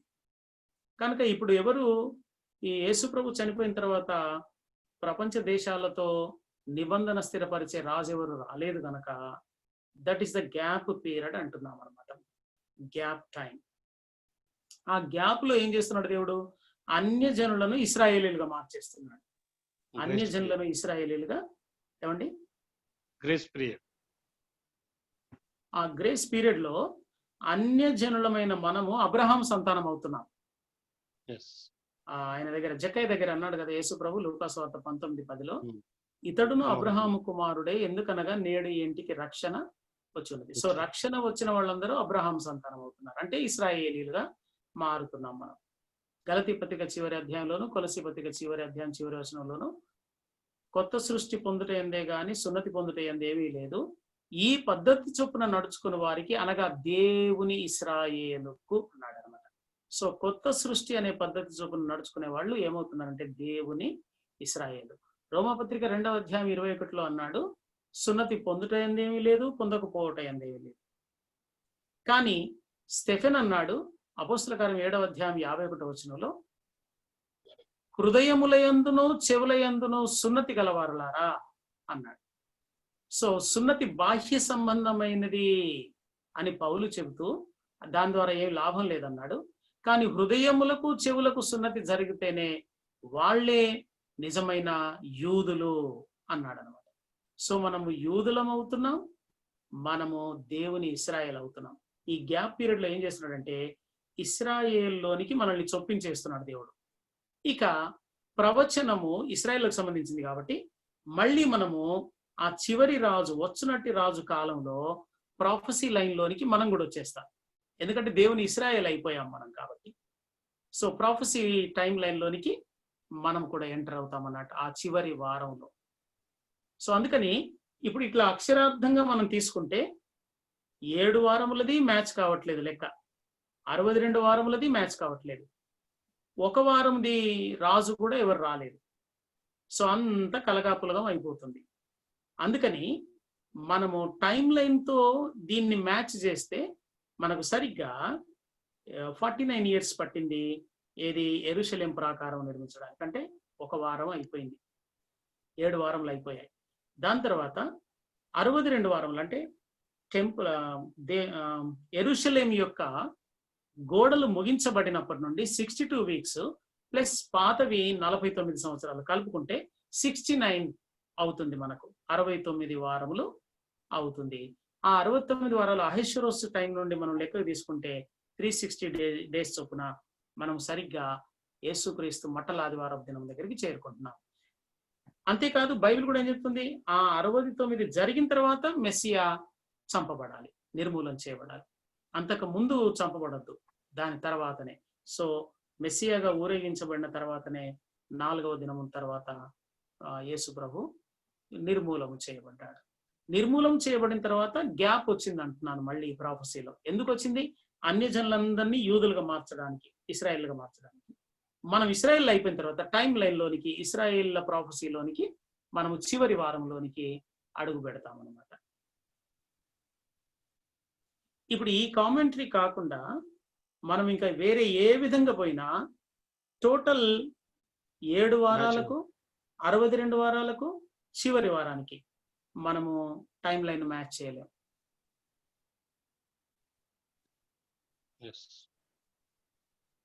BC 445 నుంచి స్టార్ట్. ఇప్పుడు మనం పాస్టర్ గారు మనం క్రిస్టియన్స్ కాబట్టి మనం ఈజీగా కన్విన్స్ అయిపోతాము. ఇప్పుడు మనం అదర్ పీపుల్, మన సువార్త కదా మనం చేస్తాము, మనం వేరొక వారిని కూడా మనం కన్విన్స్ చేస్తాం కాబట్టి దానికి మనం కూడా కన్విన్స్ కావాలి కదా. దానియేలు 9:25లో అంత స్పష్టంగా ఉన్నప్పుడు దాన్ని మనం ఎలా సింపుల్ గా లీవ్ చేస్తాము? ఎందుకంటే మనం మాట్లాడేది ప్రాఫెసీ, రెవల్యూషన్ అదంతా కంప్లీట్ గా ఇది బాహ్యంగా చూసేదే కాదు, బట్ స్పిరిచువల్ గా కూడా మనం చూస్తాం కాబట్టి ఆ 9:25 ని ఎలా మనం ఈజీగా మన కృష్ణ బ్రదర్ 9:25 లో ఇంగ్లీష్ లో చాలా క్లియర్ గా ఉంది కదా brother. unto the Messiah the prince shall be 7 weeks and 62 weeks, అంటే టోటల్ 69 weeks. ఇంగ్లీష్ లో ఏముందన్నా ఆఫ్టర్ ట్రాన్స్లేషన్ అండి మీరు చూసింది 3 ట్రాన్స్లేషన్ ఏంటది? King James version brother. King James version లో 25th verse లో అక్కడ and to build Jerusalem unto the Messiah the prince shall be 7 weeks and 3 score and 2 weeks. అంటే total 69 weeks. 69 weeks match అవుతుంది. అదే అదే అది అంటున్నాను నేను. అది క్లియర్ గా ఉంది. ఓకే, బ్రదర్ కృష్ణ గారు ఏమన్నారంటే ఇది సువార్త చేసేటప్పుడు మరి ముందు మనం కన్విన్స్ కావాలి కదా, తర్వాత వాళ్ళకి చెప్పాలి కదా. అంటే ఇది సువార్తకు సంబంధించిన విషయం కాదు, ఇది సంపూర్ణతకు మనలను చేర్చే అంశం. ఇది ప్రాఫెసీ అనేది అన్యజనుల కొరకు సువార్తను అందించేది కాదు. అది ప్రాఫెసీలో మనం ఏమవుతాం అంటే దేవుని ప్లాన్ ఆఫ్ ఎకానమీలోనికి మనం అర్థం చేసుకొని మనము దేవుని మైండ్ సెటప్ లోనికి ట్యూన్ అయ్యే పనిలో భాగంగా ప్రాఫెసీస్ ఉంటాయి అన్నమాట. బట్ గాస్పుల్ విషయానికి వస్తే ఈ యేసు రక్తము ద్వారానే పాప క్షమాపణ అనేది రావాలి. ఇక దాని కొరకు మనము అక్కడక్కడ మెస్సియా మరణిస్తాడు అనే వచనాన్ని వాడుకుంటాం. మెస్సియా అనేది చాలా కీ పాయింట్ కదా బ్రదర్, మెస్సియా అనేది చాలా కీ పాయింట్ కదా. బట్ ఇప్పుడు సంపూర్ణులయ్యేవారు చేస్తున్న అంశం ఇది. నేను కేజీవి చదువుతానండి, కేజీవి ఒకసారి చూస్తాను, కేజీవి కూడా చూసి మళ్ళీ అడుగుతానండి. Thank you. It's okay. And also you go to Bible hub ఉంది కదండి, హిబ్రూ లాంగ్వేజ్ ని. దాని కింద వెంటనే మనకి ఇమ్మీడియట్ గా English translation word to word ఇస్తున్నాం కదా, బైబిల్ హబ్ ఒకసారి చూడండి. దెన్ గాడ్ ద క్వశ్చన్స్ అనే వెబ్సైట్ ఒకటి ఉందండి. అందులో మీరు అపోలజెటిక్స్ అన్నమాట. అపోలజెటిక్స్ సంబంధించింది. మీరు you kindly type 70 weeks of Daniel. అందులో కూడా నేను చెప్పిన కామెంటరీనే ఇచ్చారు. అలాగే నేను కొన్ని ఇంగ్లీష్ బైబిల్స్ కూడా, రికవరీ వర్షన్ బైబిల్ను నేను ఫాలో అవుతుంటాను. ఆ బైబిల్లో కూడా ఇదే ఎక్స్ప్లెనేషన్ ఇవ్వడం జరిగింది అనమాట. కాదు అని మనం అనుకుంటే మనం మళ్ళీ దానికి ఎలా న్యాయం చేకూర్చగలమో కూడా ఆలోచించాలి. అసలు ఆల్మోస్ట్ నేను చేసిన ఇంగ్లీష్ బైబిల్ సుమారు 10 కామెంటరీస్ లో సేమ్ ఎక్స్ప్లెనేషన్ ఇచ్చారనమాట. అంటే నాకేమర్థమైందంటే అది కాదు అని మనం ఓన్ గా దీనికి ఏదైనా చేద్దామంటే అది కలగురగంప అయిపోతుంది మళ్ళీ, అట్లా అనమాట. ఓకే, థ్యాంక్ యూ కృష్ణ గారు. మీరు ఇంకా రీసెర్చ్ చేస్తూ ఉండండి. Nice brother. మీ పేరు జాన్ సుందర్ గారా? అవునండి. అక్కడ పేరు అది సత్యప్రకాష్ సాగర్ డౌట్ వచ్చింది. ఎస్ అండి. అదేంటి అది శ్రీరామ నామాలు శతకోటి అన్నట్టు నేను 2 పేర్లు పెట్టుకున్నానండి. ఒకటేమో అమ్మా నాన్న వాళ్ళు చదువు సర్టిఫికెట్స్ లో ఉన్న పేరు జాన్ సుందర్. అయితే నేను హిందూస్ కొరకు నేను అక్కడక్కడ పబ్లిక్ లో ప్రీచింగ్ చేస్తున్నప్పుడు హిందూ మిత్రుల కొరకు నేను కూర్చొని ఒక హిందూ పూజారి లాగానే ఒక చెక్క పెట్టుకొని రెహాల్ పెట్టుకొని చెప్తూ ఉంటాను. అయితే నేను కొన్ని పుస్తకాలు కూడా హిందూస్ కొరకు రాస్తున్నాను. భారతీయ వేదాల్లో గుప్తమైన క్రీస్తు, జగద్గురు ఎవరు, ద్విజుడు ఎవరు, ప్రపంచ మతాల్లో నిక్షిప్తమై ఉన్న ఆ పురుషుడు ఎవరు, ఇట్లాంటివన్నీ హిందువులను దృష్టిలో పెట్టుకొని రాస్తుంటాను. అయితే ఇప్పుడు హిందువుల కొరకు రాసిన గ్రంథం కింద పేరు పాస్టర్ ఈ జాన్ సుందర్ అంటే మన క్రిస్టియన్సే కొనరు. ఎవరో మన పాస్టర్ రాశాడులే అని. కాబట్టి నా టార్గెట్ ఏంటంటే ఇది హిందువులకు చేరాలి ఈ గ్రంథం. అంటే ఏం చేయాలి మరి అంటే నా కలం పేరు సత్యప్రకాశానందాన్ని నేనే పెట్టుకున్నాను. అలాగనమాట. సో నా పుస్తకాల్లో సత్యప్రకాశానంద అనే పేరుతోటే ఉంటాయి నా పుస్తకాలన్నీ. ఇక ఆ పుస్తకాలు చదివిన వాళ్ళు ఏం చేశారంటే జాన్ సుందర్ అనే పేరు పబ్లిక్ లో వేయడం కంటే సత్యప్రకాశానందాన్ని వేస్తే ఎవరో హిందూ గురువు వచ్చి చెప్తున్నాడు అనుకొని ఆసక్తిగా వస్తారు, వింటారని అదే పేరు వేస్తుంటారు. మళ్ళీ నేను షాల్వా వేసుకొని పంచ కట్టుకొని కూర్చొని చెప్తూ ఉండడం, ఆ గెటప్ అంతా కూడా హిందూ పూజారులు చెప్పినట్టు ఉంటది. కాబట్టి సత్యప్రకాశానంద అనే టైటిలే బాగుంటదన్నా, మీకు మరి అది వేయమంటారు అంటే వేయండి అన్న. సో ఇప్పుడు అటు ఆంధ్ర, రాయలసీమ, కర్ణాటక ఆ ప్రాంతం అంతా కూడా సత్యప్రకాశానంద అంటేనే తెలుసు కానీ జాన్ సుందర్ అంటే ఎవరికి తెలియదు. నేను పుట్టి పెరిగిన స్నేహితులకు సత్యప్రకాశానంద ఎవరో తెలియదు. మళ్ళీ నేటివ్ ప్లేస్ గోదావరికనండి, కరీంనగర్ డిస్ట్రిక్ట్ గోదావరికని. మీరు ఎన్ని గంటల వరకు పడుకుంటారు? లేట్ నైట్ కాల్ చేయొచ్చా? ఎన్ని గంటలు పడుకుంటా? బిఫోర్ 12 బ్రదర్ సమయం వృధా అవుతుంది. చాలా విషయం brother, sorry to say, brother చాలా విషయాలు అడుగుతున్నారు సబ్జెక్ట్ మీరు. గురించి డిస్కస్ మీ చేద్దాం గురించి ప్లీజ్ కొంచెం బ్రదర్. ఇంట్రొడ్యూస్ చేసుకోండి బ్రదర్. సార్ నా ఇంట్రొడక్షన్ ఇందులో అయిపోయింది కదండి, గోదావరికని. మీ గురించి కాదు పాస్టర్ గారు, ఎవరైతే ఇప్పుడు మాట్లాడారో ఆయన గురించి. Okay okay. సార్ బ్రదర్ నా పేరు శ్యామ్ ప్రసాద్. నేను బిఎస్ఎన్ఎల్ లో అసిస్టెంట్ జనరల్ మేనేజర్ చేసి మొన్న జనవరిలో రిటైర్డ్ అయ్యాను. నేను స్టూడెంట్స్ మధ్యలో ఎక్కువ వర్క్ చేస్తూ ఉంటాను. Praise God.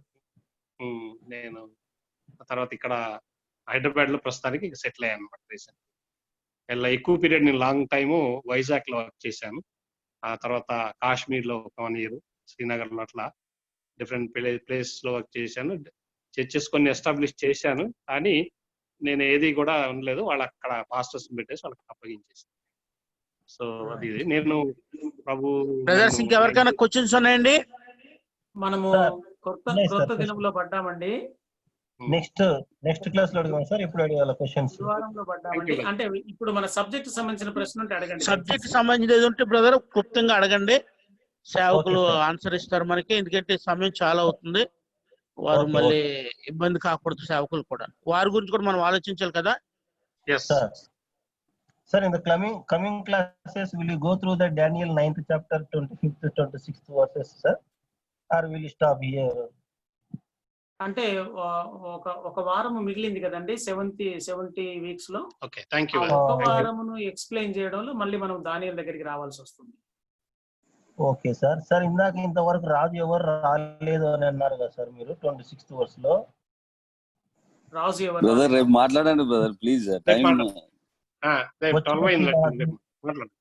మిగతా రేపు మాట్లాడదాం. Okay, it's good, thank you. Hello, రేపు మొదటి ప్రశ్న రాజు ఎవరు రాలేదు కదా అన్న దగ్గర నుండి తీసుకుందామండి. ఓకేనా? ఓకే సార్, అందుకొరకే sir. Okay, thank you sir. Okay, over to brother Wilson గారు.